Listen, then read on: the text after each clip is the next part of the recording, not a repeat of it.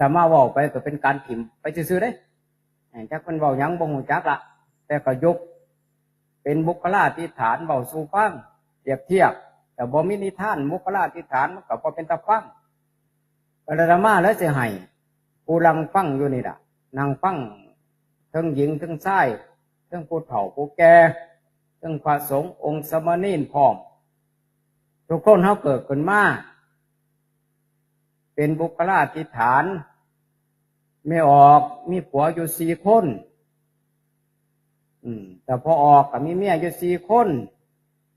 ห่วยมันสิออก4ซั่นบ่ล่ะอย่าเปิ้นเด้อเป็นหยังจังว่าจังซั่นเฮานี่มีเมียอยู่4คนมีผัวอยู่4คนคนที่1ก็เอิ้นว่าผัวกกเมียกกคนที่2น่ะว่าเมียกลางซะเนาะผัวกลางคนที่3ก็ว่ากลางซะคนที่4ก็ว่าผู้สุดท้ายซะว่าเมียน้อยเฮาซะผัวน้อยเฮาซะบ้านนี้ฮักหลายบ่บัดฮักเมียหลวงหลายบ่ฮักเมียกลางหลายบ่ฮักเมียผู้สุดท้องเมียน้อยหลายบ่ฮักพอกันแต่ว่าเนี่ยผู้ที่อยู่น้ำหลายกว่าหมู่คือเมียหลวงเนี่ยให้อะไรวัดทุกอย่างเฮ็ดน้ำอยู่น้ำตลอดประคับประคองตื่นเช้ามาล้างหน้าแปรงฟันให้อาบน้ำอาบท่าให้ใส่เสื้อผ้าหน้าแพร่ให้ถูสบู่แปรงฟันให้พัดสีสวีวันมันบ่งามกับแต่งให้อยู่ตลอดนอนก็นอนอยู่น้ำกันกินก็กินอยู่น้ำกันอยู่น้ำกันตลอดบ่ห่างบ่เหินไปใส่ตกแต่งประดับตกแต่งอยู่ตลอดเมียหลวงเนี่ยผู้กลางผู้ที่2บัดอยู่น้ำบางครั้งบางคราวบางครั้งก็ไปค้าไปขายกรุงเทพกรุงไทยก็ปล่อยที่มื้อนี้ละกลับขึ้นมาบางครั้งบางที่ขึ้นภูขึ้นเขาแล้วก็ทิ่มใบว่างใบอยากคิดฮอดบ่คิดฮอดอยากอยู่น้ำตลอดแต่กระทำหน้าที่ต้องหาอยู่หากินต้องแสวงหาแม่ผู้ที่3เด็กก็คือกัน เดี๋ยวอยู่น้ำเดี๋ยวบ่ได้อยู่น้ำแม่ผู้ที่4เด็กผู้จุดทองเรียกว่าเมียน้อยกินฮอดบ่กินฮอดอยากไป15 มื้อจังไปเทื่อนึง7 มื้อจังไปเทื่อนึงไปเยี่ยมไปยามเมียน้อยกินฮอดบ่กินฮอดอยากไปบ่อยากไปแต่ว่ามันหลายเมียว่ะมันก็ฆ่าน้ำเมียหลวงแน่เมียกลางแน่เมียผู้ที่3แน่จักสิมันประกบประงมกันอยู่นี่จักสิแลนน้ำเมียได้แน่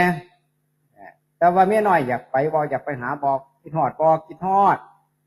แต่มันบ่มีเวลาอยากน้ำอันนั้นแน่อยากกำนี่แน่15 มื้อ7 มื้อจังไปหาแต่นึงมีมื้อนึงบัดพอดีบังเอิญเจ็บท้องปวดหัวมั่วเก่าเป็นโรคเป็นไข้ไข้เจ็บนี่ล่ะก็เลยไปหาหมอแล้วหมอตรวจเบิ่งซั่นแหละตรวจเบิ่งครับก็หมอวินิจฉัยบอกว่าเจ้าเป็นโรคมะเร็งขั้นสุดท้ายเด้ออันดับที่4แล้วเจ้าอยากกินหยังก็กินโลดมีเมียก็สั่งเมียไว้โลดให้เวลาบ่เกิน2 เดือนตายแน่ๆว่าซั่นได้รับทราบจากหมอมาแล้วก็เศร้าแน่จักหน่อยกลับมาฮอดบ้านกลับมาฮอดเฮียนกลับมาฮอดที่พึ่งพาอาศัยปะก็ได้กินข้าวกันกับเมียหลวงผู้อยู่น้ำกินแล้วก็เลยเฒ่าเอ้ยข่อยไปหาหมอมาหมอเขาว่าโรคข่อยเป็นโรคสุดท้ายแล้วโรคมะเร็งข่อยขอปรึกษากับเจ้าแน่ในฐานะที่เจ้าเป็นเมียหลวงข่อยก็คบก็งมข่อยอยู่น้ำเจ้าตั้งร้นตั้งนาน ตกแต่งเจ้าอยู่นี่ประรับประราเจ้าอยู่นี่บ่มีเสียผ้าหน้าแพร่นุ่งข่อยก็นุ่งให้เจ้าบ่ตื่นกันเช้ามาข่อยก็อาบน้ำให้เจ้าล้างหน้าแปรงฟันขัดสีสวีวันใส่เสียผ้าหน้าแพร่ใส่สร้อยทองคำให้เจ้าประรับประราตกแต่งกันหน่อยเพราะว่าข่อยเป็นโรคมะเร็งขาดสุดท้ายแล้วถ้าข่อยตายหนีจากเจ้านี่เจ้าสิอยู่จังไหนเจ้าสิคิดจังไหนอย่างเอาเอ้ยเมียหลวงตอบว่าจังไหนโอ้ยเจ้าเป็นผีหนีเป็นเพลินทุกคนเกิดขึ้นมากกับโบนี้จากความตายเจ้าก็สิตายเป็นผีหนีเป็นเพลินแล้วเนาะเจ้าเป็นผีแล้วค่อยก็สิต่างคนต่างไปต่อเถ่าเอ้ยว่าสัตว์ก็บ่เป็นหยังดอกแต่เจ้าว่าจังสั้นนี่ได้รับทราบจากเมียหลวงที่เขาประกบประงมอาบน้ำอาบท่าด่างหน้าแปรงฟันให้อยู่ตลอดเมียหลวงว่าจังซี่ต่อมาบ่ะก็เลยไปกินข้าวกับเมียผู้ที่สองบ่ะเมียผู้ที่สองว่าจังไหนบ่ะเนี่ยเอาเอ้ยข่อยไปโรงพยาบาลเขาเจ้าว่าเป็นโรคมะเร็งข่อยก็คิดฮอดเจ้าอยู่แต่ว่าบางครั้งบางเข้าข่อยก็บ่มีเวลามาแน่บ่มาแน่บางครั้งบางทีที่กับมื้อหนึ่งสองมื้อมาหาเจ้าบางครั้งบางทีกับอาทิตย์หนึ่งสองอาทิตย์บางครั้งบางทีกับมาทุกมื้อข่อยคิดฮอดเจ้าหลายแต่ว่าข่อยไปหาหมอเขาเจ้าว่าข่อยเป็นโรคมะเร็งขั้นสุดท้ายแล้วเขาสิให้เวลาแค่บ่กี่มื้อแก่วันข่อยสิหนีจากเจ้าแล้วข่อยตายสมมติว่าข่อยตายหนีจากเจ้าเจ้าจะคิดนำข่อยว่าจังได๋เฒ่าเอ้ยเจ้าตายเป็นผีหนีเป็นเพลินแล้วเมียนมัดอัดหีเจ้าเรียบร้อยข่อยก็สิไปหาผัวใหม่ซั่นแล้วเราว่าซั่นเด้เมียผู้ที่สองข่อยสิไปเอาผัวใหม่ซั่นแล้วเราว่าซั่นเด้เมียผู้ที่สามบ่เป็นหยังดอกข่อยตายไปแล้วก็บ่มีสิทธิ์เจ้าสิห้ามหยังเจ้าหรอกว่าซั่นเจ้าคือจังซั่นเมียผู้ที่สามแล้วเลยกินข้าวกินน้ำกันแล้วเรียบร้อยก็ได้บอกคือเก่าหั่นน่ะข่อยเขากำหนดให้มื้อนั้นมื้อนี้ข่อยก็สิหนีจากเจ้าสิคิดจังไดก็ข่อยก็คิดฮอดเจ้าหลายอยู่แต่ว่าข่อยบ่มีเวลาสิมาอยู่นำเจ้าตลอดข่อยตายไปแล้วเจ้าจะคิดนำจังไดเจ้าเฮ็ดหยังจังไดก็โอ้ยเจ้าตายไปแล้วเป็นผีหนีเป็นเพลินแล้วข่อยก็สิบ่มีแนวเฮ็ดแล้วข่อยสิทำบุญหาอุทิศบุญหาทำบุญหาเท่านั้นตัวพุ่นน่ะเฮ็ดหยังพุ่นน่ะบ่เป็นหยังหรอกเจ้าคิดจังซั่นเนาะว่าซั่นวันนี้ไปหาคนที่4บาทภูเก็ตมื้อไปเทื่อนึง15มื้อไปเทื่อนึงก็เลยถามกันสอบกันแล้วก็จำได้แล้วเฒ่าเอ้ยข่อยสิหนีจากเจ้าข่อยก็คิดฮอดเจ้าแต่ว่าข่อยบ่มีเวลาอยากนำบ้านแน่อยากนำเฮียนแน่อยากนำลูกหลานแน่อยากนำผักแน่อยากนำอันนั้นอันนี้แน่ข่อยก็อยากคิดฮอดบ่แม่นข่อยบ่ฮักเจ้าได้คิดฮอดก็อยากมาหาเจ้าคือหยังนี่แต่มันค่ายาก7มื้อมาเทื่อนึง15มื้อมาเทื่อนึงข่อยว่าเป็นโรคมะเร็งขั้นสุดท้ายแล้วข่อยช่วยบ่ได้อยู่นำเจ้าล้นแล้วข่อยตายเป็นผีหนีเป็นเพลินแล้วข่อยเจ้าสิคิดจังไดนำข่อยถ้าข่อยตายไปแล้วจะโอ้ยข่อยสิฮอดเจ้าหลายเฒ่าเอ้ยเจ้าตายเป็นผีหนีเป็นเพลินแล้วเจ้าสิไปไสข่อยก็สิไปนำเจ้าว่าซั่นจะไปอยู่แก่หัวได้ข่อยสิไปนำเจ้าจะไปอยู่หม้องใดข่อยสิไปนำเจ้าว่าซั่นผู้ที่4นะแล้วก็มาเปรียบเทียบให้ไม่ออกเข้าใจผู้ที่ว่าเป็นเมียหลวงที่เฮาประคบประงมอยู่ตลอดอาบน้ำอาบท่าหน้าแปรงฟันให้หาเสื้อผ้าหน้าแพร่ให้ประคบประงมอยู่ตลอดคือผู้ใดเนี่ยออกตอบได้บ่ได้ตอบได้ยกมือขึ้นพูดมันตอบได้จังแล้วสิตอบให้ผู้เพิ่นบ่ได้เด้อว่านี่เด้อเมียหลวงก็คือผู้ใดไม่ออกก็คือสังขารร่างกายของเฮานี่แหละไม่ออกรูปร่างห่างคิงอยู่นี่แล้วผมมาสวยพองามก็หวีให้แม่นบ่ยังมื้อเช้ามาตื่นบ่โบบ่เบ้มาต่างหน้าแปรงฟันก่อนนะก่อนสิออกเฮ็ดเปียกเฮ็ดงานเฮ็ดนั่นเฮ็ดนี่ว่าซั่นพัดสีสวีวันมาวัดมาว่าก็นุ่งเสื้อผ้าหน้าแพร่ให้เห็นบ่นี่เห็นบ่นั่งโจโคเจเคนี่แม่นเบิดแล้วล่ะสังขารร่างกายของเฮานี่ล่ะดินน้ำไฟลมของเฮานี่เห็นบ่รูปนั่งเจ้าคอใจแค่นี่เห็นบ่แต่เฮาตายไปแล้วมันไปไสไม่ออกตายเป็นผีหนีเป็นเพลินแล้วก็ไปเผามันบ่ต่างคนต่างไปซะแล้วบาดไม่ออกต่างคนต่างไปนี่เนี่ยหลวง พิ่นว่าตั้งคนตั้งไปเนี่ยเฒ่าเอ้ยตายเป็นผีหนีเป็นเพิ่นบ่พอได้สิมีกิรังยั่งยืนได้ดอกว่าซั่นคือเมียหลวงเฮาคือสังขารร่างกายประกบประงมอยู่นำตลอดว่าซั่นซะนอนก็อยู่นำกันนั่งก็อยู่นำกันยิ้มก็อยู่นำกันกินข้าวก็อยู่นำกันถ่ายอุจจาระปัสสาวะก็อยู่นำกันเบิดตลอดไม่ออกถ้าเฮาตายแล้วไปไสได้บัดตายเป็นผีหนีเป็นเพิ่นแล้วต่างคนต่างไปเนี่ยดินก็ไปพ้อดินน้ำก็ไปพ้อน้ำลมก็ไปพ้อลมไฟก็ไปพ้อไฟนี่คือเมียหลวงเด้อชื่อไว้เมียคนที่สองเนี่ยไม่ออกเมียคนที่สองถ้าเจ้าตายไปแล้วบอกไว้ว่าคอยพาสิไปเอาผัวใหม่ซะแล้วว่าซั่นผมมีผัวผมมีเมียก็สิไปเอาผัวใหม่เมียใหม่ซะแล้วแต่ผู้ใหม่ไปอยู่นำผู้ใหม่ตัวนี้ใจจืดใจลำแท้ๆได้นี่เฝ้าตายก็สิไปอยู่นำผู้ใหม่คนว่าก็สิไปเฝ้าไปเอาผัวใหม่ก็สิไปเอาเมียใหม่ผู้ใดไม่ออกนั่นเห็นบ่นั่นทรัพย์สมบัติของเฮาบ้านเฮาเฮียนเฮาที่อยู่ที่อาศัยของเฮาแม่นเบิดอันไหนในปัจจุบันกับว่าของเฮาของง่ายไปวัดบ่ได้ดอกหยังถ้าเฮียนไปวัดบ่ได้ดอกถ้ากรีดยางกำลังสิขุดดินกำลังสิเก็บบักพริกอย่างนั้นน่ะแม่นเบิดทั้งนั้นเลยเฮาตายไปได้เป็นจังได๋บัดไปเอาผัวใหม่ไปเอาเมียใหม่เป็นของลูกต่อไปจังซี่แหละว่าเมียใหม่ผัวใหม่เป็นของลูกเฮาต่อไปแต่มี2คนเขาก็ญาติกันมี3คนเขาก็ญาติกันถ้ามีผู้เดียวก็แน่สิเป็นของบักดาผู้เดียวเผลอๆลงตกลงกันบ่ได้ฟ้องผีพ่อแป้งฟ้องผีแม่อีกต่างหากกันน่ะเฝ้าปันเด้อไม่ออกเด้อเมียนี่ได้ฟังเทศกันนี่แหละเฝ้าแบ่งปันให้มันตกลงอย่ามาฟ้องผีเฮาได้เด็ดขาดเดี๋ยวมันสิบ่ได้ไปไสแบ่งปันโลดส่วนที่1ย่อมเป็นของเราว่าซั่น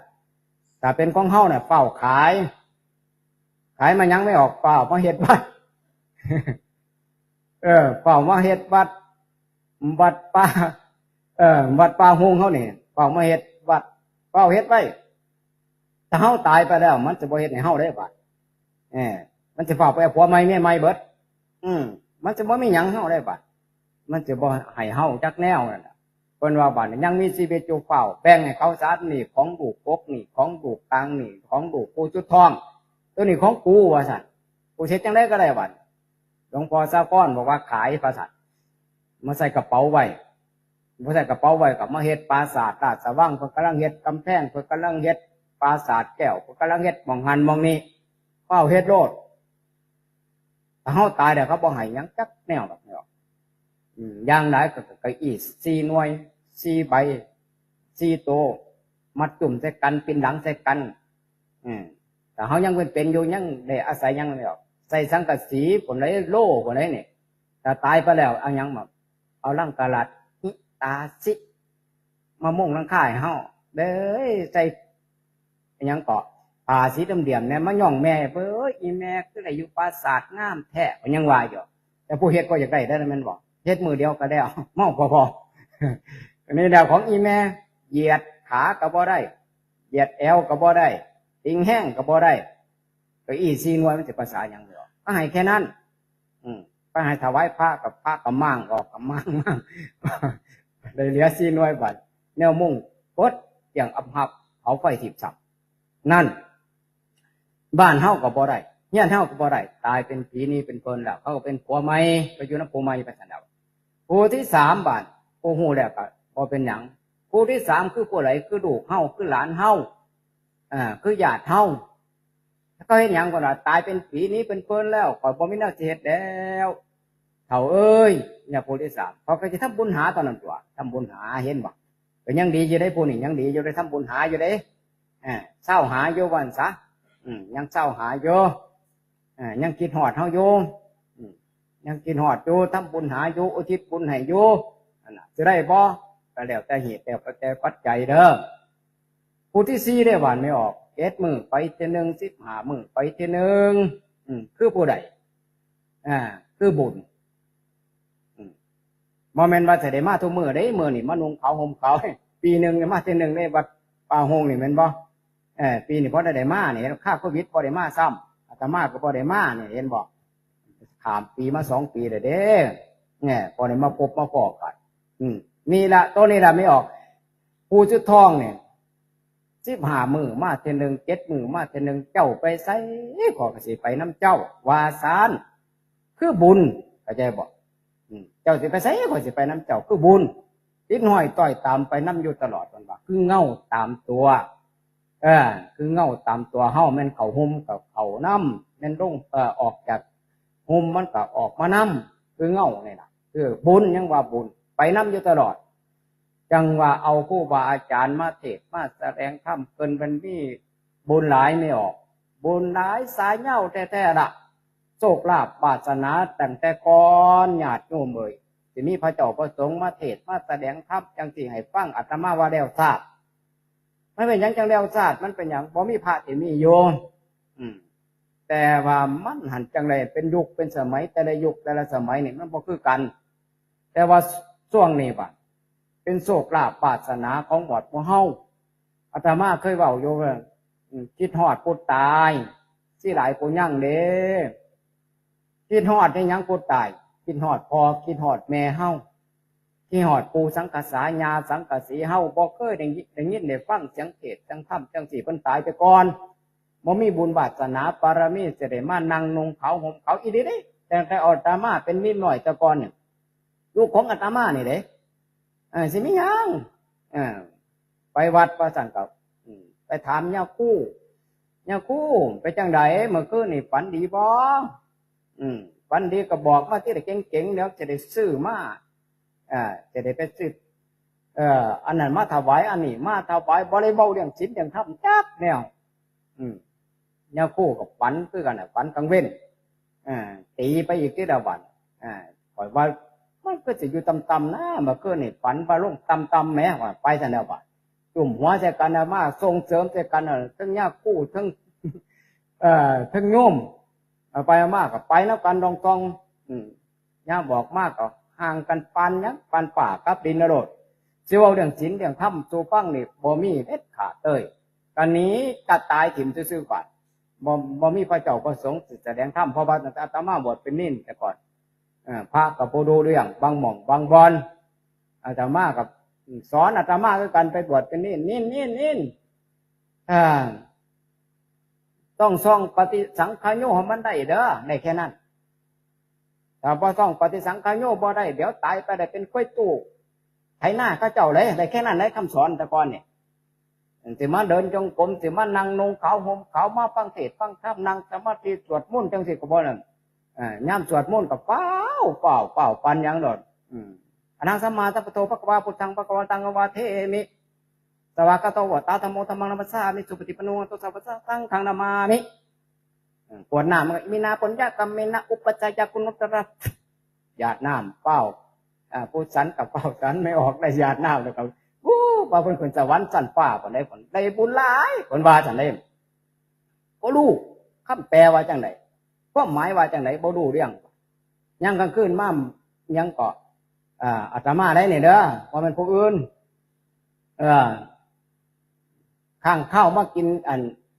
อีเกียน่ะมากินดอกบางนิ้วไหมมากินดอกบางนิ้วนี่ไปใส่ล้างแล้วมื้ออื่นเช้ามาตบล้างเพราะอะไรมาปิ้งข้างเข้าให้ผู้บากิน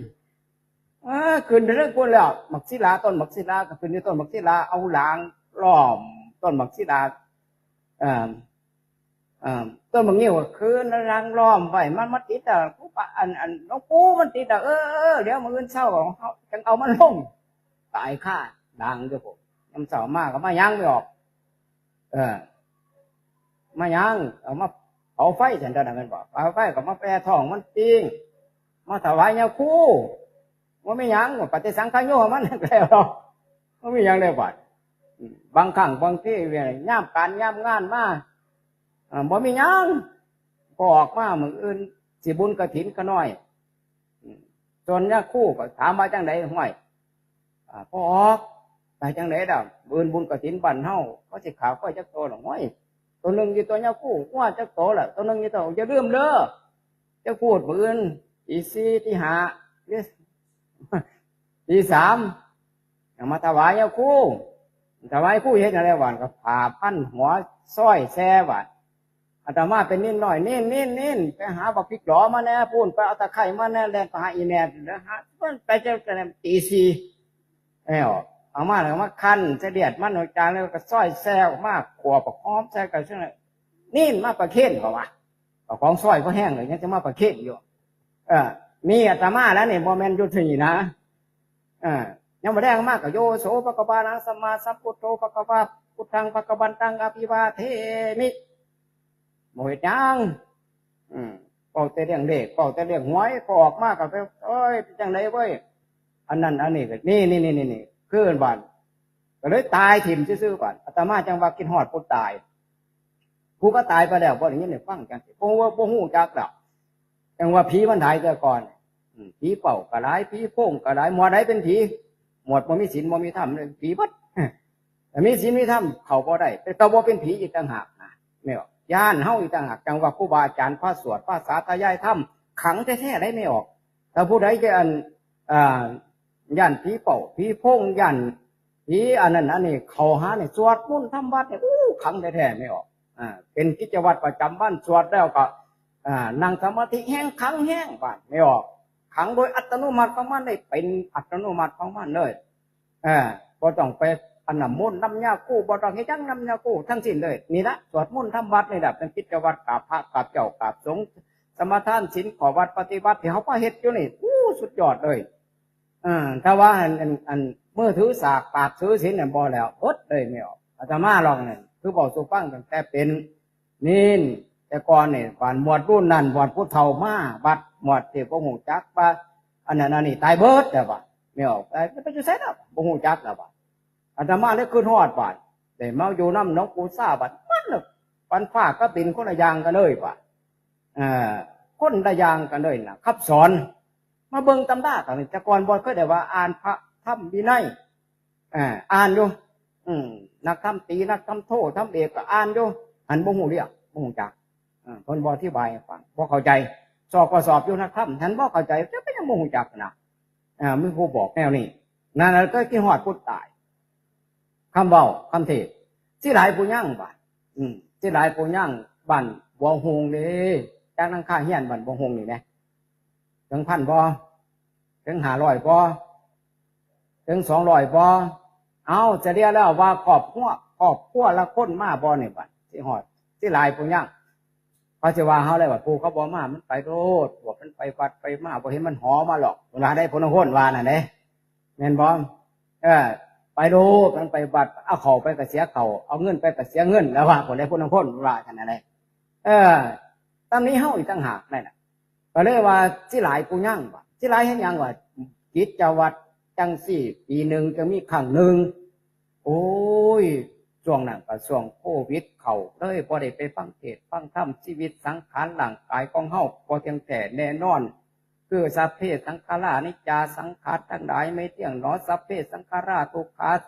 สังขารทั้งหลายเป็นตัวทุกข์สัพเพธัมมาอนัตตาติบ่มีตัวบ่มีตนบ่มีใยสีบ่มีใยมากเกิดขึ้นแก่ตั้งอยู่แลรับไปก็หายไปผู้ใดได้แบกได้หามไปบ่น้อผู้เขามีหลายๆได้หามไปบ่รถโตโยต้าฟอร์จูเนอร์เขาเลยขี่ไปสวรรค์เมืองแม่นบ่มีไฮมีหน้าเขาเลยไปอยู่ไฮอยู่หน้าเขาเจ้าบ่มองสิอยู่แก่หัวเพราะอย่างเงี้ยสี่มิดคูณมิดเท่านั้นว่าหั่นซะ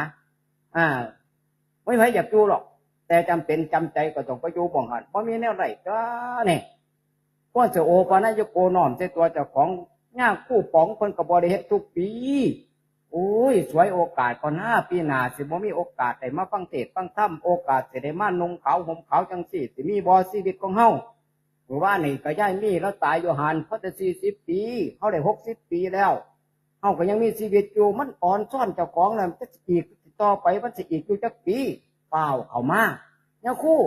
สิเฮ็ดงานจักมือสินิมนต์พระมาจักองค์โอ้ย6 มื้อ4 มื้อโอ้ยเฮ็ดหน่อยแท้ก็บ่เห็นจัก10 มื้อนี่นะแต่มาอยู่ตลอดบ่แต่สั้นตัวมันจังสิแม่นเอ้ยมาบ่ได้ดอกแนวคู่เอ้ยก็สิจังได๋ก็สิใส่บาตรให้แค่นั้นล่ะว้าแต่อยู่มันมานั่งนำเพิ่นบ่ได้แม่มันเจ็บขาโอ้ยมาเดินจงกรมนำเพิ่นบ่ได้มันปวดแอวโอ้ยมาฟังเทศน์นำเพิ่นบ่ได้มันปวดหลัง แต่ว่าเบรกเด่นโบกไปให้โดจะมองได้ตาจ้องก็ไปเบิ้ขึ้นสอดแก่งก็บ่เป็นหยังบ่หลังก็บ่เก็บแอวก็บ่เก็บหัวก็บ่ปวดลูกก็บ่กวนเมียก็บ่เอิ้นเปิดขึ้นสอดแก่งสบายมากถ้ามานั่งจังสี่พญามารมันจองรถบ่ได้มามันพญามารมันขวางไว้ตั้งแต่อยู่บ้านแล้วไม่ออกจะสิไปลูกมันกำลังนาฮักหลานมันกำลังนาฮักเดี๋ยวมันจะโทรไปหามันจะขึ้นฮอดหลานไปเดี๋ยวได้อย่าสิไปบ่มีผู้ใดสิเบิ่งไผสิหุบบักพริกสิตายได้หามื้อ6 มื้อว่าไปซั่นได้มันขวางไว้เบิดนั่นแล้วไม่ออกอย่าสิไปเดี๋ยวคนสิมาลักของมันว่าเบิดนั่นน่ะโอ้ยอย่าสิไป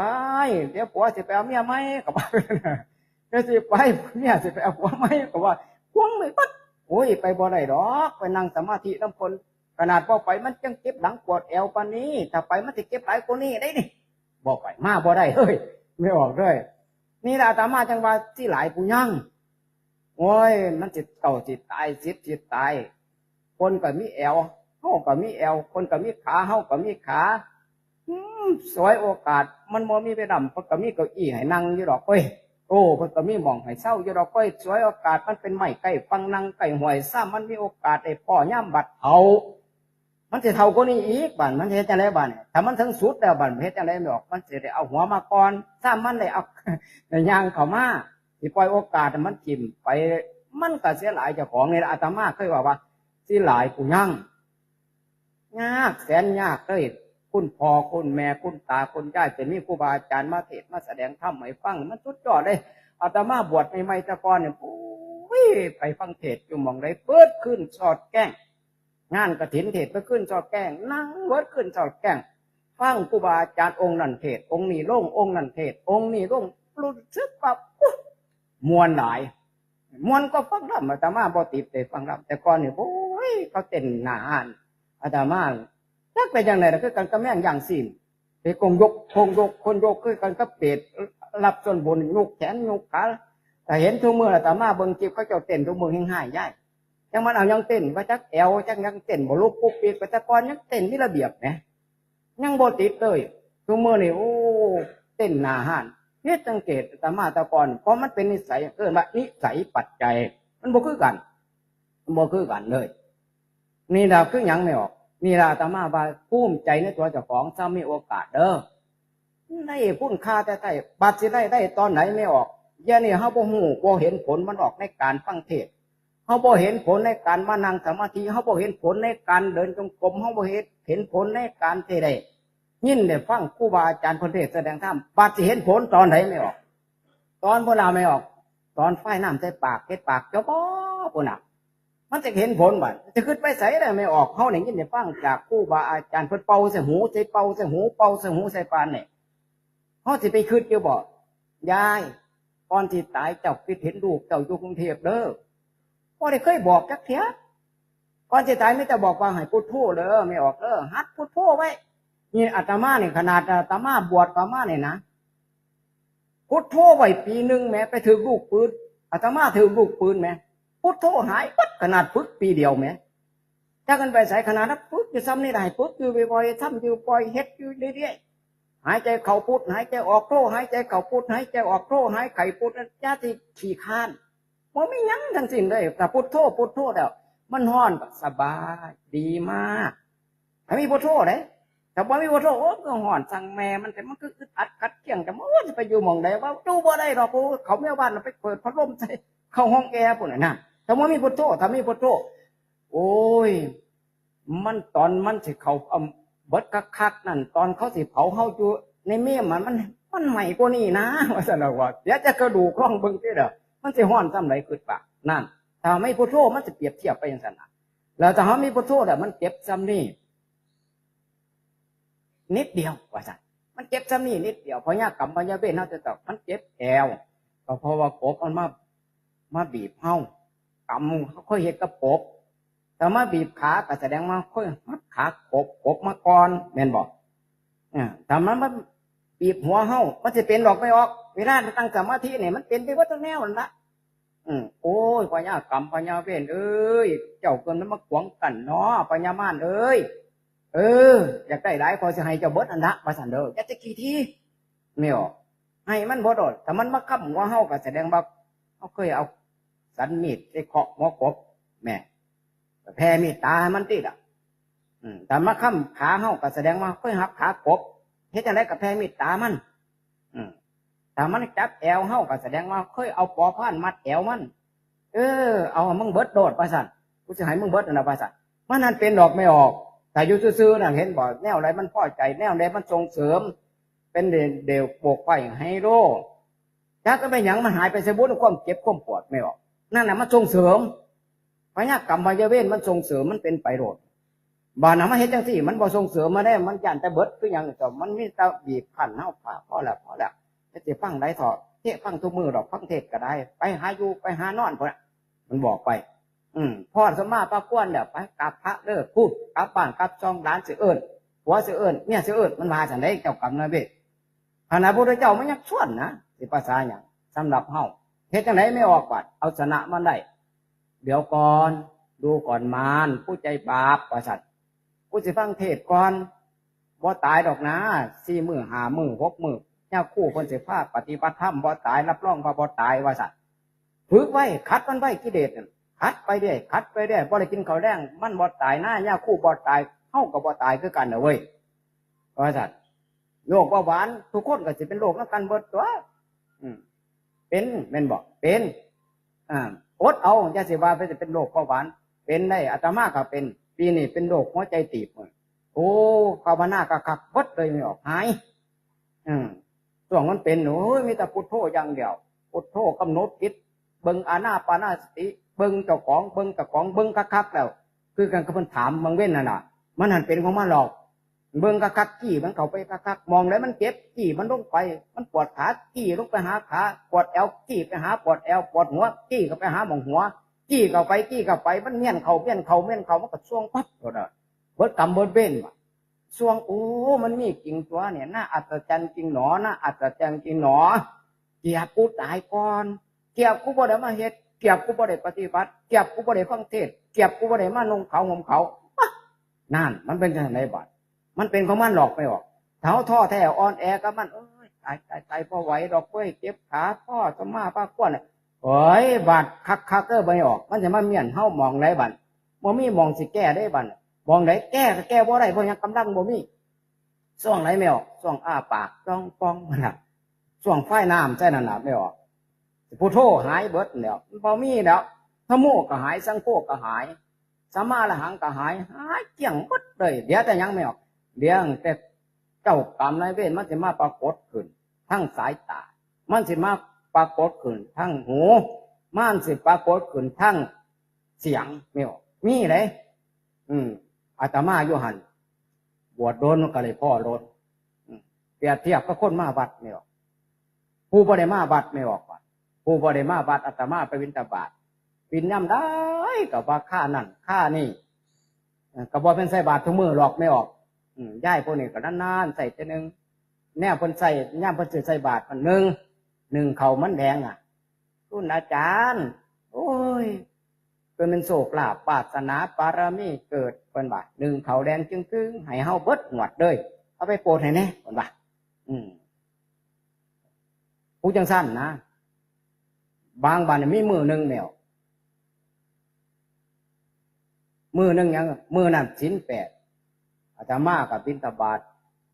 กับคนอาตมานิสัยสิสอบถามคนแปลกๆใส่บาตรย้าย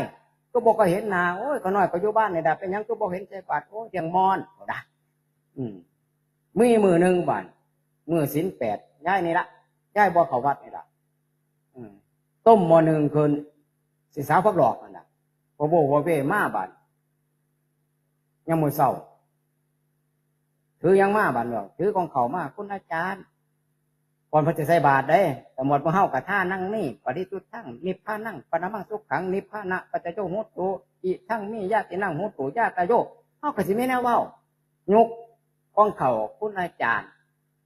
อย่าให้ขน้อยเป็นปากเป็นกรรมเด้อมื้อนี้ขน้อยลืมวันพระเพิ่นว่าเป็นหยังไดยายขน้อยบ่ฮู้วันพระอย่างนี้เจ้าคู่ตีกองแต่จังมาเบิ่งปฏิทินเนี่ยโอ้มื้อนี้8 ค่ำตัวเนี่ยว่าซั่น ข้าน้อยปต้มมื้อหนึ่งแล้วว่าซั่นแค่หยังล่ะสิสาวพักเหล่าคุณอาจารย์ยังข้าน้อยบาปเด้อเพิ่นยังย่านบาปอยู่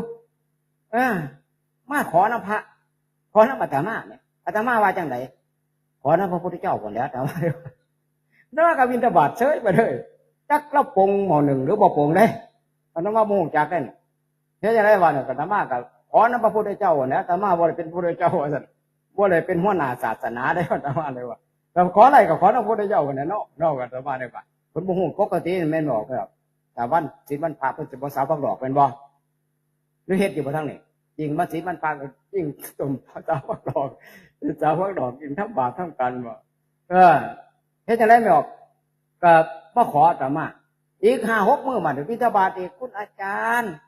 จักก็น้อยเป็นหยังดอกว่าซั่นเป็นหยังล่ะยายมันโดดโพ่งไปเบิดน้ำหลังตีนน้ำหลังมือว่าซั่นออกฮ้อนปู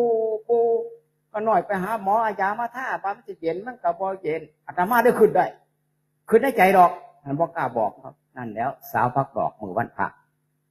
ขึ้นได้ใจขึ้นได้ใจก็สิแม่นบ่ปงหมอเลยมื้อนั้นก็สิสาวต่อเลยนะก็ได้เก็ดมือกันแล้วมาบิณฑบาตก็ได้มาเจอจังซี่อีกผู้นึงมันไม่ออกอันนี้สงฆ์เนี่ยตามไปฟังเทศน์ฟังธรรมตามไปรักษาศีลกรรมมาเป็นเพี้ยนภาวนาแต่อาตมาไปอยู่ขอนแก่นอาตมาอยู่เมืองอุบลได้นี่ภาษาสำเนียงอยู่อุบลเด้มันคนขอนแก่นแต่กำเนิดแต่อยู่อุบลยันนี่ครับว่าฟ้าวออกแน่นี่แขวมันไปแล้วเนี่ย2-3 เดือนจังว่าอันเจ้าบาทนะอาจารย์พาสวดมนต์แล้วไปบ่ได้ได้นำได้ผมเหยียบไปว่าซั่นว่ามันเฒ่าแล้วยายผู้นึงไม่ออกแต่อาตมาไปอยู่ขอนแก่นแต่ก่อนบ่ให้บอกไปตอนไหนท้องถิ่นนั่นน่ะบ้านสาพระกับเลี้ยงไก่ตีเบิ่งมวยตีกันสิไปบิณฑบาตอาตมาไปอยู่หันเขาตื่นอาตมาบาดอยู่ห่างจาก3 กิโลไปบิณฑบาตทุกมื้อวันไปก็มาบ้านไม่ออกก็ได้ท่วงโอ้ยอาจารย์เพิ่นอยู่ทั้งคู่เขาเพิ่นก็ยังอยู่ไกลปานใดเพิ่นก็ยังมาบิณฑบาตพระอยู่บ้านบ่เห็นบิณฑบาตจักเที่ยข่อยมาก็ได้ตื่นขึ้นมาบัดทุกมื้อนี่พากันบิณฑบาตทุกองค์เลยบัดมันก็มีแค่ตื่นเนี่ยได้แต่มันก็ย่านเฮ็ดจังได๋ไม่ออกบัดอาตมาก็พาไม่ออกทำบัดสวดมนต์เฮาตินิสัยเนาะทำบัดแปลสวดมนต์ก็เทศน์ให้ฟังอธิบายการรักษาศีลบำเพ็ญเพียรภาวนาอุ้ยแต่ก่อนก็น้อยก็บ่ฮู้จักเด้อถ้าว่าไปจำศีลบ่ซั่นก็มีแต่ไปกลางมุ้งหันหลังแต่กันเว้าเรื่องลูกเขยแน่เว้าเรื่องลูกไผแน่เว้าเรื่องไปสอนกุ้งสอนซิ่วแน่ก็ขามมือขามบ้านยามมื้อเช้ามาก็ทำบัดก็ลาหญ้าคู่แล้วก็กลับว่าซั่นก็บ่ได้ยินฟังเทศน์ฟังธรรมจังซี่จักเทื่อแล้วว่ะเอาไปมาก็ไปสอนแบบแต่จังได๋ไม่ออกประมาณจักปีเท่าไหร่9 ปี10 ปีนี่ล่ะฝึกเล่าว่าเราไปมาบ้านแล้วก็เลยเป็นโรคมะเร็งไปหาหมอเมื่อไปหาหมอไปยังไงหมอเขาก็ได้ท่วงว่าเป็นโรคมะเร็งสุดท้ายเขาก็บอกกล้าบอกคนไข้หรอกเขาก็บอกพี่บอกน้องทำใจเด้อยายเด้อแต่บอกกล้าบอกคนไข้อาตมาในฐานะบ้านในฐานะอย่างฐานะที่คนอุบาสกอุบาสิกาเคยอยู่น้ำกันไปเข้าโรงพยาบาลอาตมาต้องไปเยี่ยมยายหมวดลูกหมวดน้องให้มาหาอาตมาคนอาจารย์หมอเขาคือว่าจังซี่โรคมะเร็งขั้นสุดท้ายแล้วให้โอกาสยายแต่ยายยังสุขภาพดีอยู่เด้เพียงแค่ตาบาดไทยบ่ปกติมะเร็งในลำไส้บ้านไหนจังได๋แมวเราว่าเป็นโรคมะเร็งขั้นสุดท้ายแล้วบ่กล้าบอกยายคุณอาจารย์หาวิธีใดสิเปลี่ยนสติเราได้บ่กล้าบอกว่าซั่นอย่าแต่อาจารย์ผู้เดียวนี่ล่ะสิเข้าวิธีใดบ่ได้อาตมาได้เข้าไปในฐานะที่เคยฝึกเคยหัดนำกันยายเฮาปฏิบัตินำกันมาจำศีลนำกันมาภาวนานำกันเฮ็ดหยังเฮ็ดนำกันเบิดทุกสิ่งทุกอย่างฟังเทศน์ฟังธรรมรักษาศีลให้ทานเบิดทุกสิ่งทุกอย่างที่เฮ็ดมานี่มันขาดอันใดยายท่านนี่เขาน้อยบ่ขาดตกบกพร่องศีล8ศีล5เขาน้อยก็บ่ขาดตกบกพร่องตั้งแต่คุณอาจารย์มาอยู่วัดเขาน้อยบ่คักใจคือฟังเทศน์นี่ล่ะคุณอาจารย์เทศน์ให้เขาน้อยฟังแหน่อาตมาก็เทศน์ไงได้มื้อน่ะเทศน์ให้ฟังอนิจจังทุกขังอนัตตาซักแม่น้ำตั้งหาเว้าสู่ฟังตะปะนอนอยู่เทิงเตียงเทศจบยายสมมุติมาหาหมอแท้มันบ่ได้ออกเขาว่ามะเร็งขั้นสุดท้ายเขาว่านั่นอันนี้ยายสิตกใจบ่สาธุนะแม่ให้หมอวิจัยถูกแม่เขามาบอกกันหน่อยตรงๆเนี่ยเขาน่าจะทำใจแล้วว่านี่คนไข้อาตมาก็ได้บอกก็ได้สาธุคุณอาจารย์ ขาน้อยเข้าใจแล้วบัดตั้งแต่นี้ต่อไปขาน้อยสิบอกลูกขาน้อยแม่ใกล้สิตายขอให้เด็กไปตายอยู่บ้านแต่นิมนต์อาจารย์มาเตียนสติมาเทศให้ฟังนิมนต์อาจารย์มาให้ศีลขาน้อยนิมนต์คุณอาจารย์เทศเนี่ยจนกว่าขาน้อยสิบ่ลมหายใจบาซานแล้วบอกอาตมาพอดีวันกับแม่อีดีไม่ออกบ่รนแม่แต่สายยางมาป้อมออกซิเจนมาป้อมบ่ฮอดเอาย้ายมาบ่ไหวแล้วนิมนต์อาตมาไปน้ำกัน4 อกไปฮอดทั้งหัวทั้งหัวคนไข้อาตมากระเทศให้ฟังตามสัญญาและย้ายเด้อตามปกติคนไข้นี่สิมันมีอากัปกิริยาสิพวงสิไปตัวที่ตัวแลนแต่เราได้ยินเสียงอาตมาน้ำตาไหลออกมาเราเว้าน้ำบ่ได้มันอึกจังซี่นะบานอาตมาก็เลยอธิบายเทศให้ฟังอิหยังให้ฟังแล้วเรียบร้อยคนก็บ่ทันได้ไปใส่บางก็เลยบอกให้หมวดอยู่หั่นสิพาสวดป่ะอันนี้สงสวดนี่ดีได้ไม่ออกเราก็สวดได้คนไข่ก็สวดได้คนนั่งรอบข้างก็สวดได้อาตมาก็สวดได้เป่งว่าจาซอยกันแผ่เมตตาเอาได้เคยเข้าไปวัดไปบ้านสรรพสัตว์ทั้งหลายทั้งปวงเคยเป็นเจ้ากรรมนายเวรเคยทุกข์เคยยากนั่งกันนั่งกบนั่งเกียดปูปลาหน้าหนาไม่ย่างก็แล้วแต่แผ่เมตตาเขาเจ้าน้อยใหญ่เนาะทุกเมื่อนี่ตามวัดตามว่าโอ้ยโบสถ์ก็สวยกุฏิก็งามแต่คนบวชก็ไปได้เป็นหยังคืออยู่บ่ได้เพราะเกียรติมือเขาคือพากันดังกันศึกพากันหนีจากวัดเป็นหยังก็บวชไปคือบ่ได้เพราะเรียนเขาคือพากันศึกออกหนีจากวัดจากว่าก็คือกันกับเจ้ามาจากเมียเจ้าบ่ได้นั่นน่ะหนีจากลูกเจ้าบ่ได้หั่นน่ะอาตมาได้ว่ากว่าเพิ่นจะได้อยู่ได้ครบได้สันสะดวกสบายเจ้ามามองเบิ่งผิวเผินซื่อๆดอกตามน้ำพังพระเพิ่นก็สันแค่เพิ่นพระสันนั่นน่ะแต่มันเดียไปเพิ่นก็แล้วแต่ไผสิเอาไปใส่มันหล่นมันเดียมาอาตมาได้ไปแล้วที่สุดเพิ่นว่าเพิ่นจะอยู่มาได้เนี่ยอย่างเช่นคืออาตมาก็ได้บอกว่าพรรษาที่2นั่นโอ้ยอย่าเอาโตบ่รอดพุ่นตัวเป็นหยังจังว่าจังซั่นอาจารย์เอาโตบ่รอดโอ้ยเดินจงกรมนี่ว่ามันหูหลับตับใหม่เดินเก่าขาขวาออกไปว่าพุทโธมันบ่ได้ว่าแล้วมันก็ว่าอยู่เป็นบางมือบางวันมือใดมันบุญไหวมือใดจิตมันตกมือใดจิตมันบ่อยู่กับเนื้อกับตัวโว้ยเจ้าบ่เคยหูจักว่าถอนหลักถอนสั่งถอนความโดดถอนความโกรธถอนความหลงคือพระเจ้าประสงค์กว่าพระสิอดมาได้ทนมาได้อาตมาเดินอยู่3 มื้อ3 คืนให้อยู่3 มื้อ3 คืนมันเป็นหยังมันอยากศึกอาตมาได้ว่าอยากศึกคือเจ้าอยากศึกไปหยังอยากศึกไปหาเอาลูกเอาเมียคือเจ้านี่ล่ะลองคืดเบิ่งว่าซั่นก้าวขาขวาออกไปเพิ่นว่าให้ว่าพุทธก้าวขาซ้ายออกไปเพิ่นให้ว่าโธอาตมาก้าวขาขวาออกไปว่าศึกก้าวขาซ้ายออกไปว่าบ่ศึกเอาอยู่จังซั่น3 มื้อ3 คืนมันเป็นหยังจังว่าจังซั่นก็ว่าจังซั่นแล้วก็ยังว่ามันว่าบ่ได้พุทโธมันว่าก้าวขาขวาไปว่าศึกก้าวขาซ้ายว่าบ่ศึกมึงสิศึกออกไปหยังศึกไปเอาเมียเอามาเฮ็ดหยังเอามาเฮ็ดกับข้าวให้กินดึกกว่านั้นอาตมาได้ว่ามันไปหลายกว่านั้นอาตมาได้ไปห้วยปรุงแต่งออกมากลัวมันสิเห็นธรรมแต่ได้เมียมามันก็มีอีกแนวนึงได้เมียมามันก็ว่าจังได๋เมียมาเมียก็สิสวยได้เฮ็ดกับข้าวให้กินก็แซ่บปนก็แซ่บเข้มก็บ่เข้มเผ็ดก็บ่เผ็ด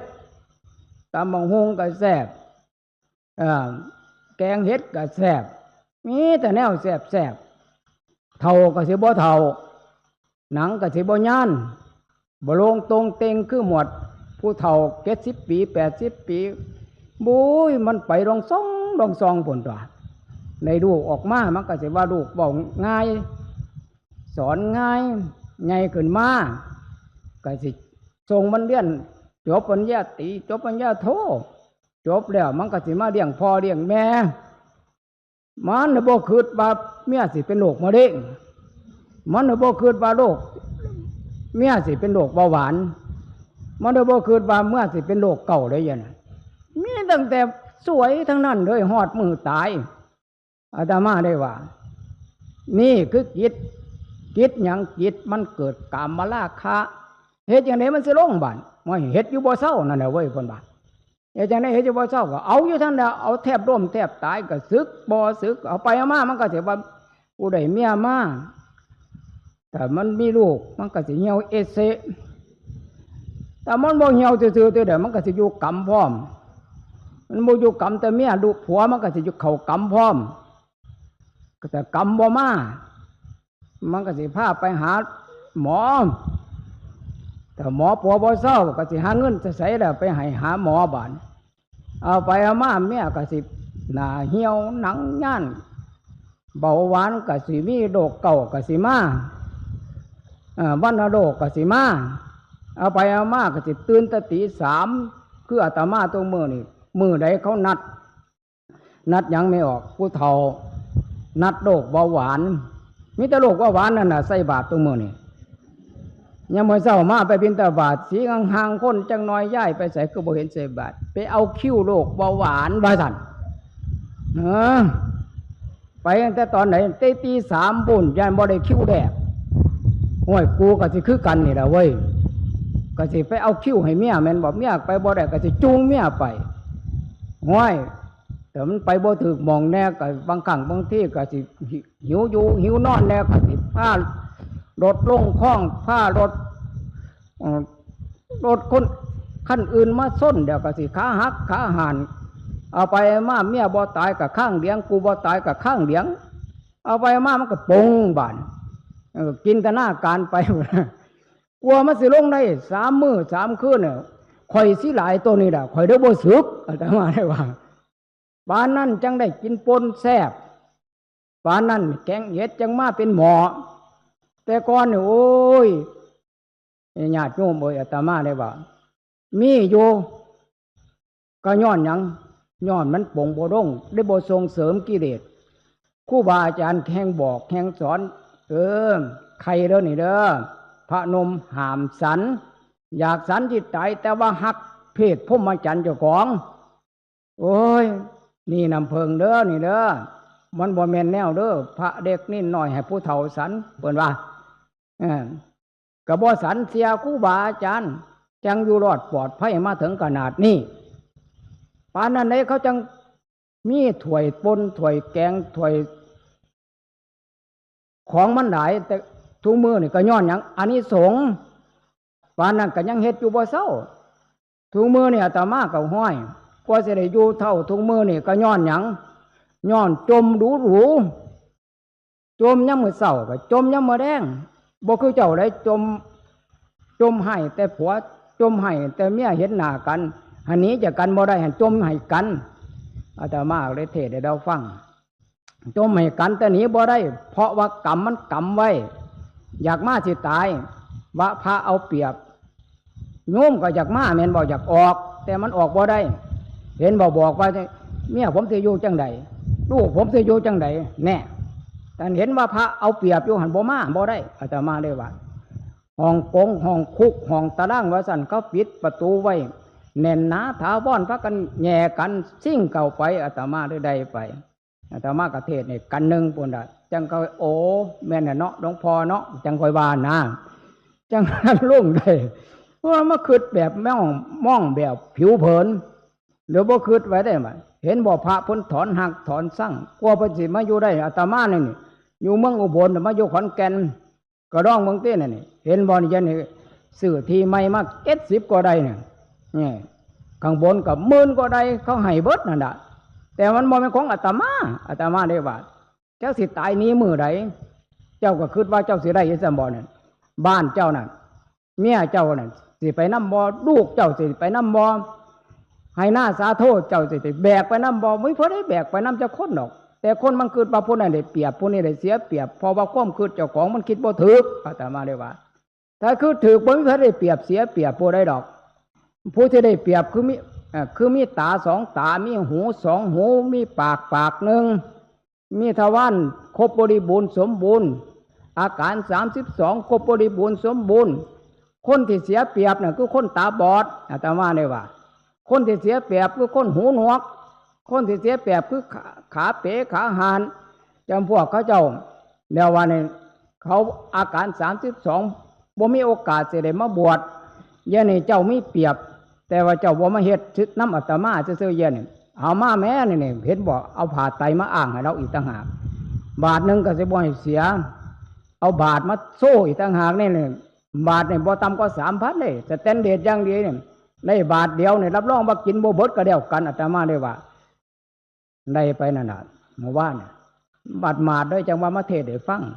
ผู้ใดบาพระได้เปรียบยกมือขึ้นมาแม่มาแม่มันนั่นแหละนี่แหละมันคือบ่ถือญาติโยมกว่าเพิ่นสิอยู่ได้ไปเป็นกว่าเพิ่นสิได้มานี่เห็นบ่ท่านเจ้าคุณเพิ่นเนี่ยผู้บางคนก็ว่าโอ้ยนี่ล่ะบางคนว่าเฮ็ดบ้านตั้ง2 เดือน3 เดือนตั้ง2 ปี3 ปีฝ้าก็บ่ทันมีพื้นก็บ่ทันมีน้องพ่ออาจารย์มหาเจ้าคุณเพิ่นคือเฮ็ดได้ไว้แท้เพราะว่าหยังมีแต่พวกมาให้นี่แหละเป็นหยังเอามาให้ก็เพิ่นเป็นพระ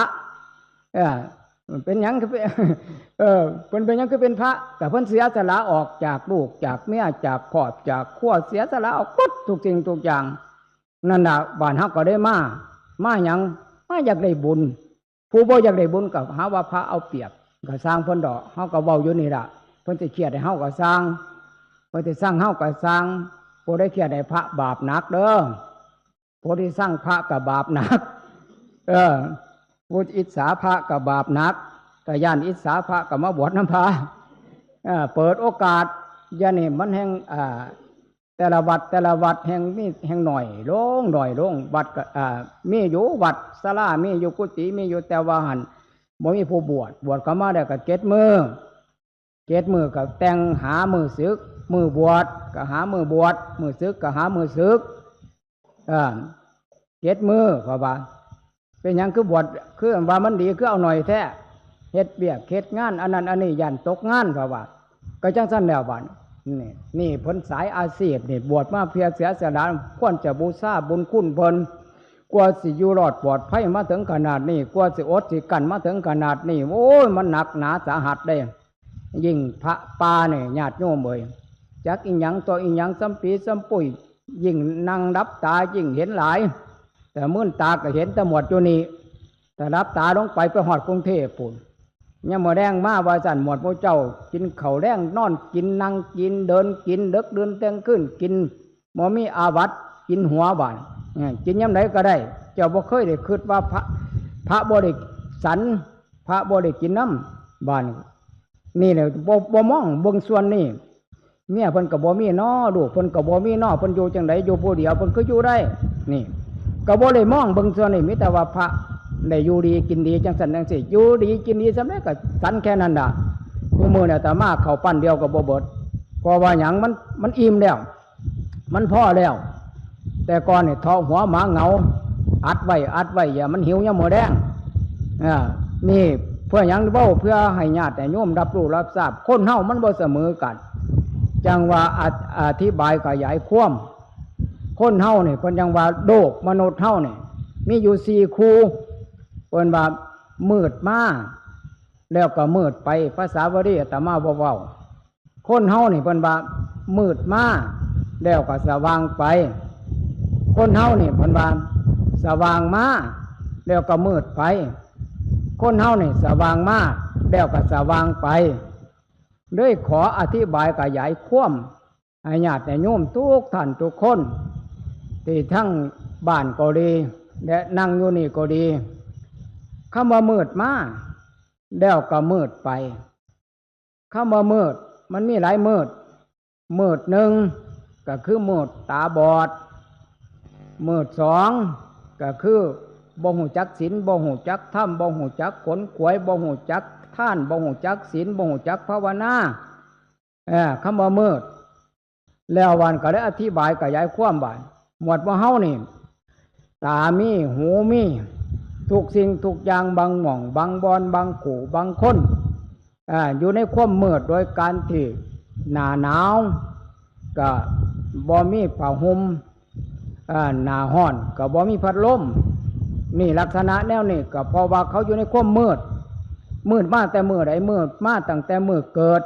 มืดมาตั้งแต่ศาสตร์ปางก่อนบ่ได้กินได้ทานเกิดมาศาสตร์นี่ก็ได้เป็นคนประมาทบ้านบ่มีเวลาแต่สิมีเวลามาวัดมาว่ามาสร้างน้ำทำบุญมาสร้างกุศลมันก็มาบ่ได้เพราะว่าหยังเพราะว่ามันบ่มีอยู่มีกินแต่มาอยู่เดี๋ยวก็อึดอัดขัดเคียงยันคนดูถูกดูแค้นยันคนมาอาศัยวัดอาศัยว่าจังสันจังสี่ก็เลยเข้าวัดบ่ได้ก็บานี้คือประเภทบัดก็ได้บ่มีโอกาสสร้างน้ำทำบุญในชีวิตนั้นบ่มีโอกาสเลยบ่มีโอกาสจะได้มาวัดบ่มีโอกาสจะได้มาจำศีลบ่มีโอกาสจะได้มาเบิ่งจิตเบิ่งใจเจ้าของเลยลักษณะแนวนี้เรียกว่าคนมืดโดยมีตาสองตามองเห็นอยู่แต่มันมืดโดยการบ่มีโอกาสมาให้ทานมืดบ่มีโอกาสมารักษาศีลมืดบ่มีโอกาสในมานั่งบำเพ็ญเพียรภาวนาพอทอดมืดตายเอาไปมากเขาเอิ้นว่าคนมืดมากแล้วก็มืดไปอีกจำพวกหนึ่งเพิ่นว่ามืดมากก็หมายถึงว่าหูหนวกตาบอดจำพวกนี่ก็มืดมากมืดมากแล้วก็ทอดมืดตายกับมืดไปอีกบ่เห็นสีเห็นแสงบ่เห็นสีเขียวสีชมพูสีนั่นสีนี่น้ำบ้านน้ำเมืองเพิ่นเด้อนี่ก็มืดคือกันเนี่ยมืดบ้างแต่มืดอันนั้นคือกันแล้วว่าเนี่ยคนคู่ที่สองเพิ่นนั้นมืดมากแล้วก็สว่างไปอาตมาไปเทศน์โยบุรีรัมย์มีโยมผู้หนึ่งเราตาบอด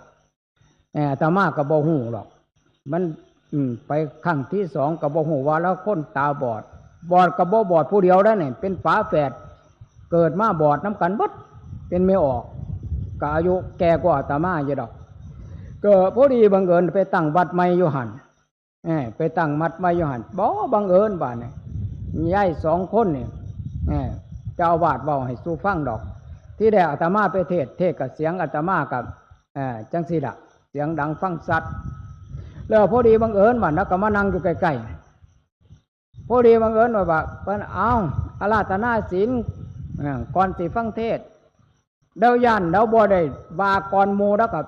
มะยังพันเตวิสุงแล้วก็ว่าขึ้นมาเลยว่าพร้อมกันอย่างนี้ละหมวดแล้วก็ตามเล่า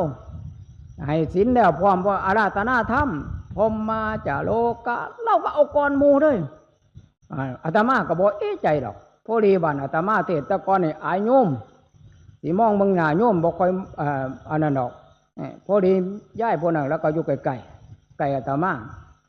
พอดีก็มองเบิ่งหน้าอาตมาก็ได้อายแล้วโอ้ยย้ายอย่าสิมองเบิ่งตาหน้าอาตมาได้อาตมาอายเทศน์บ่ออกว่าซั่นโอ้ยคุณอาจารย์แม่นสิมองเบิ่งปานใดก็บ่เห็นดอกเอาก็สิบ่เห็นมองปานใดก็น้อยตาบอดเอาว่าแม่นติก็ได้ก็เข้าใจว่าตั้งแต่บ้านเจ้าอาวาสได้มาเว้าสู่ฟังตั้งแต่มาตั้งวัดอยู่นั่นพระบ่อยู่สองคนนี่จูงกันมาทำวัดสวดมนต์แม่นพระอยู่สองคนนี่ก็มาทุกมื้อแต่ว่าอาราธนาเทศแต่ว่าอาราธนามันมีพรสวรรค์ตัวไม่ออกบ่ได้อ่านหนังสือดอกความจำไว้ตัวหมดตาบอดนี่แม่ร้องเพลงก็ม่วนเสียงก็ดีมันพรสวรรค์มันมาให้แล้วว่าโอ้ยผู้ขาแต่ศาสตร์ปางก่อนมันเป็นจังไดไปเฮ็ดอีหยังไว้มันคือบ่เห็นหงเห็นเหี้ยงน้ำเขาเจ้าจำได้เลยละอาตมาก็เทศเรื่องว่ามืดมาแล้วก็สว่างไปเว้าเรื่องตัวนี้ล่ะคือเป็นเบาถือก็น้อยเพิ่นว่าก็น้อยแต่ศาสตร์ปางก่อนมันเฮ็ดอีหยังบ่แม่นเอาบ่แม่นเอาหนามไปเจาะตานกลูกหนูบ่หรือจังไดมันคือตาบอดจังสั่นจังสิอาตมาก็เทศเรื่องกรรมนำอาตมาก็เลยจักเดียวอาตมาก็เลิกศาสตร์บ่ได้กรรมไผกรรมมันนั่นน่ะศาสตร์นี่ก็น้อยสิขอให้มันมืดศาสตร์เดียวศาสตร์ต่อมาก็น้อยสิบ่ให้มันมืดอีกแล้วว่าตราบใดสิมีลมหายใจคำว่าฟังเทศตราบใดที่คำว่ามีลมหายใจก็น้อยสิบ่เศร้ามาวัดมาทำวัดสวดมนต์เศร้าแรงสิมาเฮ็ดอยู่จังซั่นดาจนกว่าชีวิตจะหาไม่แล้วว่าขอให้มันมืดแต่ศาสตร์นี้ศาสตร์ต่อไปขาน้อยสิบ่ให้มันมืดอีกแล้วว่า นี่เห็นบอกก็จังซั่นแล้วบ้านบ้านเฮาบ้านหยังก็บ้านเราจันแม่นขอโทษเถาะมันอาตมาเป็นคนแนวนั้นมันก็สิมีอยู่ส่วนหนึ่งบ้านบ่มืดบ้านอีกส่วนหนึ่งมันสิเทศอยู่จนปากสีกอยู่ข่อยก็สิบ่มาเทศไปโดดหมอนพระเจ้านี่ล่ะลักษณะแนวนี้ล่ะก็ลักษณะที่ว่ามืดนะมีโอกาสวาสนามาตั้งวัดตั้งบ้ามาเฮ็ดมาสร้างผ้าเฮ็ดผ้าสร้างมันยากอยู่ได้อาตมาว่าขนาดบ้านท่านเจ้าคุณบ่เห็นเบิดเจ้าคนหรอกอาตมาว่าจังได๋ก็บ่เห็นเบิดเจ้าคนบางคนจำพวกก็มีขัดอยู่ได้เย็นขัดอยู่ในใจบ่ทันแสดงออกบางคนก็กล้าแสดงออกอาตมาเคยไปตั้งวัดหลายวัดแล้วตั้งแต่อยู่อุบลแม้ขนาดบ้านนักปราชญ์แท้ๆไปอยู่ใหม่ๆนั่นสิไปเฮ็ดหยังวัดหลายวัดแท้วัดเดียวก็กราบบ่เบิดแล้วล่ะว่าไปเฮ็ดหยังในวัดแท้คือบ่มาอยู่นำกันกุฏิก็ว่างอยู่ล่ะว่าพวกมันมืดได้ยังเนี่ยไปเขียนอันหยังก่อนมันนักเข้าไม่ออกหนาเข้าอีดีก็มันพระทำวัดสวดมนต์ผู้อยู่ทางนอกมาจังได๋มาเฮ็ดหยังอยู่วัดอยู่โคกอยู่ป่ามองหาอยู่หากินเคยอยู่เคยกินถ้าพระมาอยู่แล้วมันก็แต่คิดแต่เขียงใจบ่กล้าเข้ามาหาเฮ็ดหาหาวบ่กล้ามาขุดแมงกีนู่นบ่กล้ามาขุดแมงกีรอมาขัดมาขวางเศร้าบ้านหาอยู่หากินทีนี้ก็นี่เด้อพระก็โยโสภะคะวะอะระหังสัมมาสัมพุทโธมึงห้องหาพ่อหาแม่มึงหยังอยู่หันปานนี้อาตมาก็เคยถูกเลยเนี่ยครูบาอาจารย์มันก็บอกว่าอย่าไปโต้ไปตอบเขาสิว่าจังไดก็สร้างลูกบอลมันยุ่นก็มาติดกำแพงเฮาบ่รับมันก็กระเด็นไปหาเขาคือเก่าหั่นละเพิ่นว่าเก่าจังได๋โยโสภะคะวะบ้านนี้เอาไปเอามามันก็สู่โยโสมันบัดเฮาเนาะเอาไปเอามามันก็พรโด่งพรบ่งมันบ่มาทุกมื้อดอกบาดนั่งหนาขึ้นมันสิหนีหรือบ่หนีถือปืนมาพร้อมเลยเย็นมันว่าเฮาสิย่านปืนเด้เอาก็โยโสภะคะวะอะระหังสัมมากูบอกวันนี้นะมึงยังมาห้องอยู่นี่บ่เหมือนว่ามึงเฮามึงหอนยังอยู่นี่ถือมาเบิดแล้วม่วนนี่อาตมาก็ได้อาตมาได้คิดว่าแม่นเสียท่านอาจารย์เพิ่นมาเฮ็ดอยู่นี่ก็บ่เห็นเบิดทุกคนหรอกอาตมาว่าจังได๋ผู้คัดก็สิคัดอยู่หั่นบ่คัดให้แห้งแต่ว่ามันนั่นมีแต่ว่าหั่นเป็นบ้านเจ้าของบ้านที่บ่เคยอยู่อูเคยนอนบ้านพ่อบ้านแม่เพิ่นเฮ็ดก็เฮ็ดอยู่บ้านข่อยพี่ตัวนะที่กะที่ของข่อยเด้อแต่ว่าแต่บ้านฮ้อนนี่ระวังเด้อแต่เสียงออกไปทางนอกแห้งเขาก็สิฮ้องว่าระวังถึงว่าบ่ได้อาตมาม่วนนี่ล่ะคือหยังแมวคือคนมืดแต่คนสิมาโอ้ยก็มันดีเนาะเจ้าคุณกะจักเพิ่นเอาเงินมาแต่ไสญาติโยมก็เพิ่นแห่เพิ่นแหนหอมเพิ่นโอ้ยผู้ข้าบ่มีแล้วผู้ข้าก็บ่มีทุนแล้วผู้ข้าก็ขอฟังเทศน์ฟังธรรมนั่นที่ปีหนเพิ่นเฮ็ดเพิ่นทำก็น้อยก็สิไปมาบ่ใกล้อายเพิ่นก็สิอยู่ไกลๆฟังก็สิบ่ได้ประโยชน์บ่นั่นก็ยังพอได้มีประโยชน์แน่อยู่เด้นั่นนะก็สิพอบ่มืดอยู่เด้ผู้ทุกคนมันมืดอีเด้ก็มือไกลน้ำผากเถียงพระเจ้าพุ่นแล้วแต่ได้ยินนะนี่แน่จังว่านี่ล่ะอาตมาได้อธิษฐานว่ามันบ่เสมอกันให้คนเสมอกันเป็นไปบ่ได้เพราะฉะนั้นเฮาก็ต้องบ้างอุเบกขาท่านพระอาจารย์เจ้าคุณเพิ่นก็บ้างอุเบกขาไผสิว่าจังไดก็สร้างเฮ็ดอยู่ที่เพิ่นดอกต้องสร้างประโยชน์อาตมาเฮ็ดบ่ได้คือเพิ่นอาตมาไปเฮ็ดอยู่บ้านพุ่นน่ะทั้งเมืองอุบลไปเฮ็ดอยู่3 ปีไม่ออกเฮ็ดอยู่3 ปีเอาไปมาอาตมาต้านทานบ่ไหวบ้านเพราะว่าหยังคนผ่านมันหลายนักปราชญ์ยิบเดียวว่าอย่างซะอาตมาก็อยู่ไกลบ้านอยู่ขอนแก่นไปเฮ็ดอยู่เมืองอุบลเขาเห็นคุณค่าอยู่ผู้เห็นคุณค่าตั้งแต่หลวงพ่อสะค้อนพระเฮ็ดบุญมาทำบุญรวมญาตินะฟังเทศน์เบิ้ลขึ้นสอดแกงปฏิบัติธรรมเบิ้ลขึ้นสอดแกงตั้งแต่เฮ็ดมา3 ปีนี่ผีปอบบ่เข้าคนผีหาบ่เข้าไปหาคนแต่เฮ็ดมาแต่นี่เท่าทุกมื้อนี่เย็นมาเท่าทุกมื้อนี่ผู้เขาเจ้าคือเห็นน้ำย้อนอาจารย์สาค้อนเพิ่นผ้าญาติโยมพ ผ้าพระผ้านิ่นมาบิณฑบาตผ้าครูบาอาจารย์มาทำบุญร่วมญาติตั้งแต่นั้นน่ะมาผีปอบก็ได้บอกเขาค้นว่าสั่นพูดว่าในทุกเมื่อนี่กำลังเดิมเลยจันงานยังว่าสั่นกับปูหลายสิ่งหลายอย่างงานบวชแต่บ่200,000ก็เฮ็ดบ่ได้งานอัฐาแต่บ่เบิดพอ300,000ก็เฮ็ดบ่ได้เพราะว่าหยังมันสร้างบาปอาตมาลูกหลานมาบวชเนาะอาตมาจับบวชบ่เบิดพอหมื่นบ่เบิดพอพันเพราะว่าหยังอาตมาพาสร้างบุญมันก็เป็นบุญกับเพิ่มพูนขึ้นคืออาจารย์มหาผลบ่ได้ไปเบียดเบียนผู้ใดมีแต่ศรัทธาด้วยความเต็มใจมาเฮ็ดมาทำนี่แหละอยู่ไกลปานใดเพิ่นก็มาสร้างความแสงสว่างให้นี่แหละคือคนว่ามืดมาแล้วก็สว่างไปแล้วจังคนจะบอกสว่างมาแล้วมืดไปไม่ออกจังพวกสว่างมาแล้วมืดไปอาตมาเคยอันนั้นเคยอยู่วัดป่าภูมิทองขอโทษต่อออกบ่ออกซื้อเพิ่นดอกเพิ่นมีพ่ออยู่พ่อกินฐานะในหมู่บ้านกับเป็นเพิ่นนั่นล่ะเพิ่นว่าจังใดบาดมึงไปโดดหมวดมึงไปได้ถ้าเบิ่งโดดกูด้วยมานี่ก็บ่เป็นพระหายกูได้แล้วกูก็หาเองเพิ่นว่าบ้านนี่เฮ็ดจังไดไม่ออกเอาไปเอามาบ้านนี่จังไดล่ะบ้านเอาไปมามันมีรวยกับมีมือจนแม่นบ่ถึงที่สุดมาขอโทษเถาะไปขอกินข้าวบาทเพราะว่าหยังเพราะว่าดูถูกดูแค้นในการที่ญาติโยมเขาเจ้าไปทำวัดสวดมนต์ไปดูถูกดูแค้นในการที่เขาเจ้าไปกินไปท่านไปดูถูกดูแค้นในการที่เขาบำเพ็ญบุญไม่ออกโทษมันด้วยให้บาท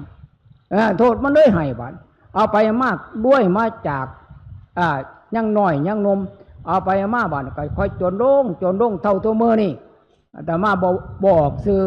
จะมาแต่ว่าซ่อมเบิ่งก็เท่านั้นนั่นนะคือยังไม่ออกมีอยู่ที่แรกแต่บอกกล้าเสียสละสร้างบุญสร้างท่านเอาไปมากก็ได้บ่มีเวลาสิไปสร้างน้ำทำบุญบ่มีเวลาสิไปนั่งสมาธิบ่มีเวลาสิไปรักษาศีลภาวนาเท่าทุกมื้อนี่ได้ตายถิ่มซื่อๆไม่ออกตายถิ่มซื่อๆตายไปยังมามีอยู่แต่เด็กน้อยตอนกลางคนมากก็ได้จนปังหอดมือสุดท้ายก็เรียกว่าตายถิ่มซื่อๆก็เอิ้นว่าสว่างมาแล้วก็มืดไปบ้านในคนสว่างมาแล้วก็สว่างไปญาติโยมก็เห็นบ่เจ้าใหญ่นายโตคนในเพิ่นข้าราชการเพิ่นมีอันจะอยู่อันจะกินเพิ่นว่าการกินการทางมีโยมผู้หนึ่งอาตมาอยู่วัดป่าภูมิทองในจับใจในใส่ความสะดวกสบายอาตมาก็เงิดงออยู่หันแหมตั้งแต่อาตมามาอยู่ใหม่ๆอาตมาก็บ่ฮู้จักแล้วเฮ็ดถนนทางจากขอนแก่นไปหาชุมแพ4 เลนเราเห็นเจดีย์เราได้เข้ามาทั้งที่อาตมาก็บ่มีเงินจักบาทพอดีอาตมากำลังเฮ็ดห้องน้ำแล้วก็เลยมากราบท่านพระอาจารย์มาจากไสก็เลยว่ามาจากอุบลจากห่วงหันมองนี่ท่านพระอาจารย์กำลังเฮ็ดหยังโอ้ยอาตมากำลังเฮ็ดห้องน้ำทุนเท่าใดโอ้ยพระบ่มีทุนจักบาทแล้วมีบาทก็เฮ็ดบาทมีร้อยก็เฮ็ดร้อยมีพันก็เฮ็ดพันโยมเอ้ยตำก็เยิ่มว่าซั่นแล้วก็โอ้ท่านพระอาจารย์เคยไปกราบพระองค์นั้นองค์นี้จังซั่นจังซี่อาตมาก็เลยแนะนำนะว่าโยมพระเนี่ยก็บ่มีสิทธิ์ที่จะขอเอามานั่งสมาธิน้ำกันเนาะอาตมาได้ว่าด้วยส่วนเรานั่งสมาธินั่งออกแล้วเรียบร้อยแต่ว่าท่านพระอาจารย์ขาดตกบกพร่องมีอะไรบ้างให้ผมพอที่จะช่วยได้ก็ได้ว่าบ่มีอย่างแล้วพระก็มีบาทเลยครบเลยสัญญนท่านพระอาจารย์ประตูห้องน้ำมีหรือยังบ่ทันมีแล้วปูนมีหรือยังบ่ทันมีแล้วทรายมีหรือยังบ่ทันมีแล้วอาตมาเลยว่าหลังจากนั้นอาตมาก็บ่นึกบ่ฝัน2 มื้อมาเขาเจ้าเอาหยังเอาประตูมาให้20 บานเอาทรายมาให้เอาปูนมาให้แก้ขึ้นมาบนทึ่งวัดป่าภูมิทองอาตมาบ่เคยมีแหละลงมาปั๊บท่านพระอาจารย์เส้นให้ผมแน่ว่าซั่นมีคนสั่งของมาให้ถวายอาจารย์ว่าซั่น อาตมาก็อ่านเบิ่งจำนวนเท่านั้นเท่านี้พอหูจักว่าเขาใจหรือบ่ใจนะโอ้ยเป็นแสนพวกอาตมาก็บ่กล้าเส้นเดียวบ่กล้าเส้นอาตมาก็บ่เส้นเฮ็ดจังได๋ล่ะบัดอาตมาก็บ่มีโทรศัพท์เขาก็ได้โทรศัพท์ไปหากับท่านพระอาจารย์ไม่เซ็นรับหน้าเขาก็ได้ให้ลูกน้องมาท่านพระอาจารย์ครับตั้งแต่นี้ต่อไปมีโยมผู้หนึ่งเรามากราบท่านพระอาจารย์2 วันที่ผ่านมาว่าซั่นเราก็เลยอยากทำบุญกับท่านพระอาจารย์มีหยังให้ขาดอาจารย์เข้าใจแล้วเรียบร้อยออกจากโกวอนว่าซั่นอย่างเดียวอาตมาก็ยันได้เสียเงินเนาะอาตมาก็ได้บาให้เขาได้มารับเส้นแล้วเรียบร้อยหลังจากนั้นแล้วก็มาเรื่อยๆเอาไปเอามาไปย่ำไหนแล้วก็ส่วนนั่งสมาธิก่อนที่กลับขึ้นไปแล้วก็เอาอันนั้นมาให้มานี่มาให้เท่าทุกมื้อนี่ได้อาตมาก็ได้อาศัยเราก็ย้อนบันย้อนหยังบันฐานะของเราณปัจจุบันนี่ก็เดี๋ยวอยู่เดี๋ยวกินเท่าทุกมื้อนี่เราก็เฮ็ดแบบบ่เคยไปกินข้าววัดแล้วก็บ่ฮู้จักญาติโยมฮู้จักแต่อาตมาผู้เดียวไปยามใดมีแต่ส่วนนั่งสมาธิอาตมาเทศน์ให้ฟังก็บ่ได้มันมากเกินไปท่านพระอาจารย์ผมบ่สามารถที่ทำตามธรรมะท่านพระอาจารย์ได้ทุกข้อว่าซั่นแค่พันนั่งสมาธิกำหนดพุทโธก็พอแล้วนั่งออกมาแล้วก็แล้วก็ออกไปแล้วก็ทำเท่าทุกมื้อนี่นั่นน่ะไม่ออกกันว่าสว่างมาแล้วก็สว่างไปก็จะบอกนี่เขาบอกคิดอย่างเลยนี่ลักษณะแนวนี้ก็เพราะฉะนั้นเฮานี่ก็เป็นบุคคลประเภทใดเด้อให้ภาคกันสำเนียกให้ภาคกันคืดเบิ่งคักๆอย่างนี้กำลังมีปัญหาโลกแตกมันมีทุกยุคทุกสมัยบ่ว่ายุคใดยุคพระพุทธเจ้าก็มีคือกันยุคนี้ได้ยินข่าวมาเฮาก็อย่าสิหวั่นไหวได้ยินทั้ง YouTube มาอันนั้นอันนี้จังซั่นจังซี่เฮาก็อย่าหวั่นไหวอย่าไปหลงเขาถ้าหลงเขาเฮาสิเบิดบุญได้เฮาสิมืดมาแล้วก็สิมืดไปได้ต่อไปเฮาสิบ่กล้าเฮ็ดบาดบางคนก็สิว่าโอ้ยไปท่านให้โรงพยาบาลดีกว่าท่านให้โรงเรียนดีกว่าก็ว่าไปอาตมาก็ได้ว่ามันก็ได้อยู่ดอกแต่อานิสงส์มันหันมีโยมครูบาอาจารย์เพิ่นก็ยังบอกไว้ว่านักปราชญ์บัณฑิตหรือว่าพระพุทธเจ้าเพิ่นบอกไว้ว่าทาน100 ครั้งพันครั้งทานให้มนุษย์ท่านในมนุษย์คือคนเฮานี่ล่ะทุศีล100 ครั้งพันครั้งก็บ่เท่ากับท่านในคนมีศีลครั้งหนึ่งเพิ่นยังว่าคำว่าคนมีศีลครั้งหนึ่งก็หมายถึงว่าคนมีศีล5นั่งอยู่นี่ทุกท่านทุกคนนั่งคนมีศีล5ท่านในคนขี้เหล้าเมายาท่านในคนผิดศีลฆ่าปลาฆ่าสัตว์ตัดชีวิตเป็นอากินลักทรัพย์ตกหอเป็นอากินประพฤติผิดในกรรมเป็นอากินขี่ตัวขี่ต่มเป็นอากินกิน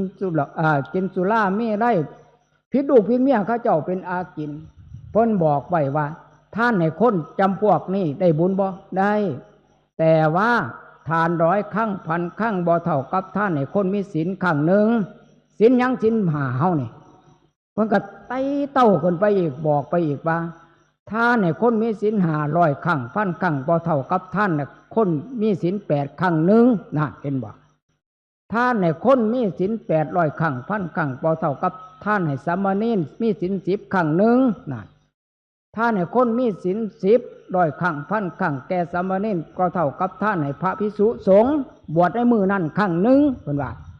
ท่านให้แก่พระภิกษุที่บวชใหม่บ่ทันได้บรรลุธรรม100 ครั้งพันครั้งก็บ่เท่ากับท่านให้พระโสดาบันครั้งหนึ่งเพิ่นว่าท่านให้พระโสดาบัน100 ครั้งพันครั้งก็บ่เท่ากับท่านให้พระสกิฆาครั้งหนึ่งเพิ่นว่าท่านให้พระสกิฆา100 ครั้งพันครั้งก็บ่เท่ากับท่านให้พระอนาคาครั้งหนึ่งท่านให้พระอนาคา100 ครั้งพันครั้งก็บ่เท่ากับท่านพระให้พระอรหันต์ครั้งหนึ่งท่านให้พระอรหันต์100 ครั้งพันครั้งก็บ่เท่ากับท่านให้พระพุทธเจ้าพระปัญเจกพุทธเจ้าท่านให้พระปัญเจกพุทธเจ้า100 ครั้งพันครั้งก็บ่เท่ากับท่านให้พระพุทธเจ้าเฮาท่านให้พระพุทธเจ้า100 ครั้งพันครั้งก็บ่เท่ากับท่านให้พระภิกษุสงฆ์โดยเป็นพระขีณาสพพร้อมพระพุทธเจ้าเป็นประธานเพิ่นเว้าไปถึงขนาดนั่นน่ะจังว่าถ้าโยมว่าก็ดีอยู่ดอกท่านในโรงพยาบาลก็ได้บุญอยู่ก็พิจารณาเอาเด้อหมอข้อรับสั่นก็มีคือกัน ท่านในโรงเรียนก็คือเบิ่งว่าเด็กหน่อยนักเรียนมันมีศีลหาบ่ครูมีศีลหาบ่อาตมาได้ว่าก็ได้โยกอาตมาบ่ขินขัดก็ได้โยบุญอาตมาว่าถ้าคิดว่าพระเจ้าประสงค์สิเป็นน้ำกันเบิดเสมอภาคกันเบิดอาตมาได้ว่าเพราะฉะนั้นญาติโยมก็ต้องเป็นมีตาก็ต้องให้เบิ่งเด้อมีหูก็ให้มันฟังมีกายให้มันปฏิบัติอาตมาได้ว่าคำบอกสิ่งเหล่านี้ก็หมายถึงว่ามีตาให้ญาณโยมมาเบิ่งพระเจ้าพระสงฆ์เบิ่งครูบาอาจารย์เบิ่งก่อวัดปฏิบัติกิจแต่ละมื้อแต่ละวันเพิ่นเฮ็ดหยังแน่ยืนเช้ามาเพิ่นเฮ็ดจังไดแน่อาตมานี่โอ้ยบ่ถิ่มได้ตั้งแต่มื้อบวชนาดที่มีสรณังอัญญังพุทโธมีสรณังวารังคือกันกับหลวงพ่อสุวรรณเพิ่นเทศไปที่พึ่งอื่นของข้าพเจ้าไม่มีพุทโธมีสรณังวารังพระพุทธเจ้าเป็นที่พึ่งของข้าพเจ้าว่าตั้งฮอดเท่าทุกมื้อนี่สิเว้าหยังก่อนสิครบสิสันกะนบใส่เก่าเท่าใส่หัวก่อนสิหลับสินอนกะนบใส่เก่าเท่าใส่หัวกับพุทโธมีสรณังอัญญังธัมโมมีสรณังวารังสังโฆมีสรณังวารังที่พึ่งอื่นของข้าพเจ้าคือพระพุทธเจ้าเป็นที่พึ่งคือพระธรรมพระเจ้าเป็นที่พึ่งคือพระสงฆ์ข้าเจ้าเป็นที่พึ่งเอิ้นหาพระพุทธเจ้าอยู่ตลอดญาติโยมภาษาหยังมันก็ได้บ่มีอานิสงส์ทุกมื้อนี่มีแม่ก็บ่ค่อยเลี้ยงแม่มีพ่อก็บ่ค่อยดูแลพ่อไปพูดในบ้านบางคนก็เอาหมาเป็นใหญ่บางคนก็เอาแมวเป็นใหญ่พอเฮาเลี้ยงม้าผ้าใหญ่บางครั้งบางที่บ่เคยได้ปูสาดบ่เคยได้ซักผ้าซักแพรบ่เคยได้เฮ็ดกับข้าวกับน้ำให้พ่อให้แม่กินจักเที่ยพูนเอาหมาพุ่นไปนอนน้ำแม่บ่เคยลูกบ่เคยตั้งแต่ใหญ่มานี่บ่เคยไปนอนกอดแม่จักเที่ยบ่เคยไปนอนกอดพ่อจักเที่ยคือว่ารังเกียจพ่อรังเกียจแม่บ่เที่ยหมาน่ะนะหมาทุ่นหัวบางคนเอิ้นว่าหมาทุ่นหัวบ่ได้หอดหมาเป็นแอปเปิ้ลหมาทั้งที่หมาบ่ควรสิไปใส่เสียผ้าก็หาผ้ามาให้มันนุ่งอาตมาได้ว่าหมาบ่ควรสิไปนอนน้ำก้นก็ไปนอนกอดกับพ่นอาตมาว่าด้วยเอาหมาเป็นไงเดี๋ยวมันจะมีอานิสงส์ใดจังใดลูกเต่าเราหลานเกิดขึ้นมาไงมาเห็นพฤติกรรมของพ่อของแม่เฮ็ดประเภทนั้นก็แสดงว่าหักหมาดีกว่าพ่อก็แม่มันจะเป็นกรรมเป็นเวรอาตมาเลยว่านี่พระเจ้าประสงค์ครูบาอาจารย์ที่มีกำไรที่มีทุนที่มีญาติโยมอยู่ในภูอยู่ในเขาอยู่ในป่าอยู่ในไสก็แล้วแต่เพิ่นสร้างกีดีใหญ่ๆเพิ่นแล้วเพราะเฮ็ดหยังเพิ่นเฮ็ดมาตั้งแต่มือบวชเพิ่นบอกกรรมฐานหามาเกสาโลมานะขาทันตาตาโจเพิ่นเฮ็ดมาเสมอต้นเสมอไปจนฮอดบั้นปลายชีวิตเพิ่นก็เฮ็ดมาอยู่ตลอดเพิ่นบ่เคยทิ่มบ่เคยได้ไปกินแหนงแท่งไก่บ่เคยไปดูถูกดูแค้นบ่เคยตำหนิติเตียนศรัทธาญาติโยมแต่ใหม่ๆเนี่ยตำหนิโยมมันบ่ฮู้จักวิธีเอาอาตมาได้ว่าแต่เท่าทุกมื้อนี่ครูบาอาจารย์เพิ่นคิดคืออย่างเช่นอาตมานี่บ่ได้คิดหยังมีแต่คือกำหนดจิตก่อนสินอนกับเบิ่งแต่ใจเจ้าของผู้ใดสิทุกข์ผู้ใดสิยากผู้ใดสิจนอาตมาก็ปลงไปหาอนิจจังทุกขังอนัตตาอาตมากับปงไปว่ากัมมุนาวัตติโลกโกสัตว์โลกย่อมเป็นไปตามกรรมกัมมะพันธุกัมมะปฏิสารโนยังกัมมังกริสามิกัลยาณังยาปาปักตังวาตัสสะทายาธาปวิสันติทุกเพราะเขาสั่งกรรมมามีก็เพราะเขาสั่งกรรมมาเขาพ่ออยู่พ่อกินก็เพราะเขาสั่งกรรมมาเขาเป็นโรคไข้ไข้เจ็บก็เพราะเขาสั่งกรรมมาเขาจะทุกข์ที่ยากปากหมองบ่พ่ออยู่บ่พ่อกินประตูวัดเปิดไว้เขาก็บอกเขามาบางครอบครัวยากันห่างกันแท่นทีเสียมากเขาวัดจำศีลมาบวชสละโสดหรือมาบวชอยู่ในพระพุทธศาสนามาเป็นเจ้าอาวาสบ่คิดว่าจะมาแข่งพระบ่คิดว่าจะมาอยู่ในผากาสาวพัดมาแข่งครูบาอาจารย์มองบ่อึดอยู่อึดกินบ่เคยมีบางครั้งบางที่ป่ากันบ่ได้พ่อสองมือก็ไปหาครูใหม่มาแล้วก็มาทุกน้ำกันอีกนี่เพราะว่ายังกรรมของเขาอาตมามันจะเอื้นปานไหนเขาก็บอกเขามาก็เพราะฉะนั้นเขาบ่ได้ไปสนใจทำหน้าที่คือเขามาเขาก็สอนเขามานี่ก็คือสอนญาติโยมสิเอาบ่เอาก็เรื่องของโยมอาตมาได้ว่าถ้าท่านอาตมาสิเป็นทุกข์น้ำโยมเนี่ยก็ตายถิ่มซื่อๆเพราะฉะนั้นก็ได้บ่ทุกข์น้ำผู้ใดทั้งสิ้น ก่อนสินอนกับนัดที่มีสรนั่งอันยั่งทุกแต่ว่าพระพุทธเจ้าเป็นที่พึ่งของเราธรรมโมมีสรนั่งวารังพระธรรมเป็นที่พึ่งของเราสังโฆมีสรนั่งวารังพระสงฆ์เป็นที่พึ่งของเราอาตมามีแต่จมหาพระพุทธเจ้าอยู่ตลอดเมื่อจมหาแล้วก็น้อมหยังน้อมจิตน้อมกายน้อมใจระลึกถึงคุณพระพุทธเจ้าพุทโธหายใจเข้าพุทหายใจออกโธหรือบ่พุทโธกับเบิ่งลมหายใจเข้าลมหายใจออกมันสิตายวันตายปุ่งตายเดือนตายปีมันฆ่าลมหายใจเจ้าของอยู่นี่บ่ได้ไปคิดห่วงหยังไผสิมาไผสิเป็นไผสิได้อยู่หยังสิได้กินหยังแต่ละมื้อแต่ละเช้าอาตมาบ่ได้วาดฝันเลยอาตมาทุกมื้อนี่บ่ได้วาดฝันเลยคิดอยู่อย่างเดียวว่าให้มันตายฆ่าพุทโธคิดอย่างเดียวให้มันตายฆ่าลมหายใจคิดอย่างเดียวให้มันตายบ่ให้มันขาดสติพ่อในปัจจุบันนี่เฮ็ดได้บ่ญาติโยมย่านแต่ละมื้อกายน้ำปากว่ามื้ออื่นเช้ากูสิกินหยังบ่กูสิพ่อกินบ่กูสิเลี้ยงลูกเลี้ยงเมียพ่อปากพ่อท้องบ่นี่ล่ะมันได้ดื่นกันตรงนี้ล่ะได้เปรียบกันตรงจุดนี้ล่ะพ้นฝึกมาอันนี้สงได้เกิดขึ้นอาตมาในวันเกิดขึ้นยามมื้อเช้ามาไปบิณฑบาตโอ้ยญาติโยมนิมนต์ก็น้อยของบานของข้าวของอันปานิชของบ่ปานิชเขาก็มาให้ใส่บาตรพระทั้งนั้นเลยแต่บางครั้งบางที่บ่เอาของเขาเจ้าบางครั้งบางที่บ่รับของเขาเจ้าเขาก็ว่าหาว่าเฮารังเกียจญาติโยมน้องมาเฮ็ดน้ำกันเบิ่งว่าซั่นมาปฏิบัติน้ำกันเบิ่งก็ย้อนอานิสงส์ครูบาอาจารย์เพิ่นเฮ็ดมาทำมาจังค่อยมีอานิสงส์ใหม่ๆมานี่โอ้ยครูบาอาจารย์ปากกัดเต็มที่มีสันเพิ่นก็บ่สันเพราะว่าเพิ่นหยังเพิ่นฮักเจ้าของกลัวเพิ่นจะได้มาเป็นถึงขนาดนี้เพิ่นเฮ็ดมาแทบล้มแทบตายครูบาอาจารย์ย่างเขาผู้เขามองได้ผีเข็ดมองได้ผีเป็นตาย่านแต่กลัวย่างเขาไปหามันย่านบ่ใจย่านกลัวบ่กลัวไปยังจะเข้าไปหามันเพื่อจะฝึกเจ้าของไอ้ฝึกให้มันนิ่งฝึกให้จิตใจมันมั่นคงฝึกให้มันอยู่ในพระรัตนตรัยบ่บันบ่ไหวนี่ฝึกมันอยู่ตลอดมาเอาไปมามันเป็นศีลบัดใจเป็นศีลใจเป็นธรรมบัดกายเป็นศีลกายเป็นธรรมบัดมันก็นิ่งบัดนั่นละจังคอยได้อานิสงส์อาตมาได้ว่ามันจะได้มาโดดบ่แม่นเด้อาตมาได้ว่ามันบ่ได้แบบผิวเผินอาตมาได้ว่านี่ละญาติโยมเฮาทุกท่านทุกคนเฮาเกิดขึ้นมาแล้วมันสมประกอบแล้วเพิ่มพูนแล้วอาตมาว่าเด้อให้พากันตั้งอกตั้งใจพากันฝึกกันหัดกันปฏิบัติจะมีโอกาสวาสนาท่านพระอาจารย์เจ้าคุณเพิ่นโอ้ยบุญหลายแท้ๆใดเพิ่นมีความเมตตาเอื้อเฟื้อต่อลูกต่อหลานเพิ่นมีความเอื้อเฟื้อต่อชาวบ้านหาประมาณบ่ได้ความเมตตาความกรุณาต่อเพิ่นต่อญาติต่อโยมเมื่อเพิ่นมีความกรุณาความเมตตาต่อเฮาก็อย่าปล่อยให้เวลามันว่างไปให้มาเฮ็ดมาทำมันมีดอกเวลาอย่าสิคิดว่าเวลาบ่มีมันมีอยู่ตลอดอย่าให้เฮาเพราะว่ามันบ่มีก็เพราะว่าเฮามันทุกข์ทั้งใจเพชรจังได๋สิว่ามันทุกข์ทั้งใจแบ่งเวลามาคิดว่าเฮาตายชั่วครั้งชั่วคราวตาย1 ชั่วโมงตาย2 ชั่วโมงยังมาแดงมาเฮ็ดสวยๆงามๆโอ้ย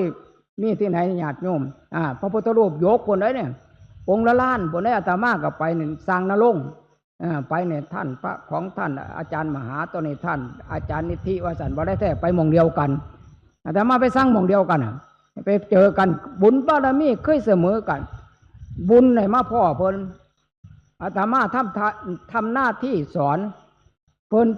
ทำหน้าที่ผู้มีบุญญาบารมีแต่ศาสตร์บางกรเคยสิเป็นพี่เป็นน้องกันเคยเป็นสายเลือดเดียวกันญาติโยมคือกันเคยเป็นพ่อเป็นแม่กันจังมาพ่อกันจังมาเห็นกันเมื่อเฮาว่าพ่อกันก็ซักชวนกันมาสร้างน้ำตำบลซักชวนกันมาฟังเทศน์ฟังธรรมซักชวนกันมารักษาศีลนี่มันมีมาถือร่องแล้วเมื่อมาถือร่องแล้วเฮาจะถิ่มเวลาบาดเป็นไม้ไก่ฟังนั่งไก่ห่วยนะเนี่ยแนมเบิ่งแต่ละคนเนี่ยหรือบ่ทันได้นั่งไก่ได้บ่หรือว่ากับของว่าเอ้ยปีหน้าสิได้ก็จะเลี้ยงหลานปีหน้ามื้อปีก็สิหลานสิใหญ่ปีต่อไปหลานก็สิเข้าเรียนม.ปีต่อไปหลานก็สิเข้าปริญญาคิดฝันไว้ติมันสิถึงบ่ล่ะญาติโยมมื้อวานก็ไปซักอันนี้จาบโยมผู้หนึ่ง50 กว่าปีเป็นอ้ายอาตมา3 ปีเท่านั้นโอ้60 กว่าปี65 ปีเป็นอ้ายอาตมา3 ปีเท่านั้นเป็นโรคมะเร็งก็ไปซักอันนี้จาปากมันเบาไปอยู่นั่นแล้วบอกว่าจังไดขอให้สวงให้เศร้า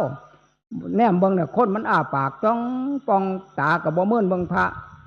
หูก็จะได้ยินบ่ได้ยินพ่อใหญ่เอ้ยตั้งอกตั้งใจรับศีลเด้อตั้งอกตั้งใจละถวายทานเด้อ ตั้งอกตั้งใจ เข้าถึงพระรัตนตรัยเลยตั้งแต่ยังเป็นวันประวัติเพิ่นเคยขาข้วยเคยขาหมูเคยขางัวบาจะได้ฟังเทศตอนไหนไม่ออกฟังเทศตอนอ้าปากป้องป้องนอกกับบ่หายใจผงาบอยู่พระก็สมมุติซื่อๆแล้วบ้านผู้ใดเป็นผู้ว่าป่าหน้ากับหมดนั่งอ้อมอยู่หันเดียวหมดพ้นอ้าปากป้องป้องน่ะสิว่าไปได้บ่วุป่าหน้าอาตมาแล้วซาดอาตมาเลยว่าเสียวบุญบัดย่ำจังสั้นบ่ไม่ออกบุญจะจังสั้นพระพุทธเจ้าบนบาสักษาพันกลับก็จะว่าพระพุทธเจ้าสักษาพันกลับเลยหนึ่งให้บุญคนตายบ่ได้เด้ออย่าจะคิดว่าไม่ออกโอ้ยแม่ก็น้อยตายได้นิมนต์ท่านเจ้าคุณไปให้บุญแน่แบบเดียวซาดแต่บ่เอาบุญย่ำเป็นเฝ้าเอาว่าย่ำเป็นไม่ออกเอาวิธีใดก็คืออาจารย์สุบรรณเพิ่นบอกนั่นน่ะเอาอยู่บ้านก็ได้ถ้ามันเป็นนะโยมเดียวนี่โยมเก่งกว่าพระว่าจังซั่นโอ้ยก็น้อยบ่ไปวัดดอกก็น้อยสิเอาบุญอยู่บ้านว่าซั่นเอาไปมาพระ มันไม่โยมก็วัดบัดมีแต่โยมเอาบุญอยู่บ้านเบิดบัดเอาไปมากับบุญน้ำหยังเอาบุญน้ำงัวเอาบุญน้ำหมูเอาบุญน้ำไก่เอาบุญน้ำหมาเอาบุญน้ำเป็ดเอาบุญน้ำแมวไว้ซั่นตัวบาดเอาไปมาเลยมันมีคนเขาวัดเพราะว่าอย่างอาตมาก็คิดอยู่หรอกเอาบุญอยู่บ้านก็ได้ว่าซั่นมันแมนอยู่ถ้ามันเป็นส่วนมากมันบ่เป็นเพิ่นว่ามันสิเป็นก็สิได้มาอยู่จังสิไม่ออกอาตมาสังเกตเบิ่งดอกโอ้ยก็น้อยเอาบุญอยู่บ้านเลี้ยงดานอยู่บ้านก็ได้บุญอยู่ได้ล่ะเพิ่นว่าเอาโลดอาตมาว่าแต่ย่ามเจ้ากราบพระเด้ร้องเบิ่งมันสิสัพพยะบอกเด็กน้อยเนาะภาษาหยังก่อนสินอนเบิ่งแม่สิไหว้พระว่าซั่นลองว่าเบิ่งสิฮู้จักบ่อรหังสัมมาสัมพุทโธภควาแม่กำลังไหว้พระมาหลานมันสิมาปิดปากปั๊บแม่นบ่ว่าอีหยังกำลังกราบลงไปหลานจะมาขี้ข้อปั๊บโลดมันสิว่าขอโทษเถาะหากินหัวมึงสิบ่ไปสิบ่นั่นบ่ได้บุญมันสิได้ว่าจังบ่โยโสภควาอรหังสัมมาสัมพุทโธพาผู้มีพระภาคเจ้าเป็นพระอรหันต์ดับเพลิงกิเลสเพลิงทุกข์สิ้นเชิงปิดปากปั๊บโลดแม่นบ่บางทีก็มาเคาะหัวปั๊บโลดแม่นบ่นั่นบ่เอาบุญโอ้ยแต่มันเก่งปานนั้นก็โอ้ยบ่บวชได้เยอะขนาดมาบวชมาแล้วบ่สั่นเสียงจักจันมันก็ยังรำคาญได้เยอะนั่นเสียงหมาเสียงแมวก็รำคาญมือหนึ่งยังก็อึงมันห้องอาตมาที่แรกว่าอึงบ่มีอยู่วัดว่าสิไปหาสื่อมาปล่อยอยู่ไปเอามามันมือนั่นฝนตกแห้งมันอึงห้องบดขึ้นโอ้ยกูรำคาญเลยละเว้ยว่าสั่นว่ามันบ่รับบ่นอนเอาไปมาก็ไปไต่อึงบ่อาตมาไต่ไปยังว่าสิจับไปหม่องนึงไปหม่องนึงเอาไปมากก็ของก็สิมื่นร่มบ่ก็สิว่ากูมักหาจับอึงไปต้มหรอกเว้ยว่าสั่นเศร้าหัวมันเจตนาดีได้หรอไม่ออกจับบ่มันห้องอยู่ใกล้วัดบ่ห้องมันอยู่ใกล้กุฏิน่ะนี่ว่าอย่างบางครั้งบางที่มันเป็นอย่างนั้นพ้นยังวัดสถานที่สัพพยะวัดนี่คือสถานที่สัพพยะแนวไหนไม่ออกคือคนเข้าใจนี่สถานที่สัพพยะอาตมาเข้ามาที่แรกโอ้คือสงบสงเงียมคนหลายๆบ่โซเลกันบ่เว้าพื้นกันแล้วก็บ่โซเลกินข้าวกินน้ำก็กินเป็นระเบียบแล้วก็บ่ค่อยเสียงบโลโคเคกเสียงนั่นเสียงนี่เสียงดาบเสียงก่อยเสียงคนตีกันหมาเฮาเล็กน้อยห้องบ่มีเลยนี่ก็มาสถานที่สัพพยะเฮาจักศีลจักธรรมแม่นบ่บุคคลสัพพยะบ้านเห็นบ่นั่งเป็นระเบียบเรียบร้อยเห็นบ่ถ้าไปมองไหนแต่ว่าอยู่ในบ้านสัพพยะลองเบิ่งเต้นไม่ออกงานนั่นสัพพยะประสันไม่ออกลองเบิ่งบ่จักหมาบ่จักแมวบ่จักเล็กน้อยห้องบ่จักหมอลำบ่จักหมอกเด่นไผ่ไฮโลบ่จักเสียงหมักตะไคร้แล้วซาดเลยมันจะได้ปุถุโธไม่ออกเผลอกำลังนั่งสมาธิจุดกระทัดขึ้นร้องเบิ่งติเด้อมันจะบ่หลงบ่ไม่ออกมันจะบ่มา10 โต20 โตคนบอกก็ร้องเบิ่งนั่นน่ะถ้าว่าจะอยู่บ้านมันสัพพยะ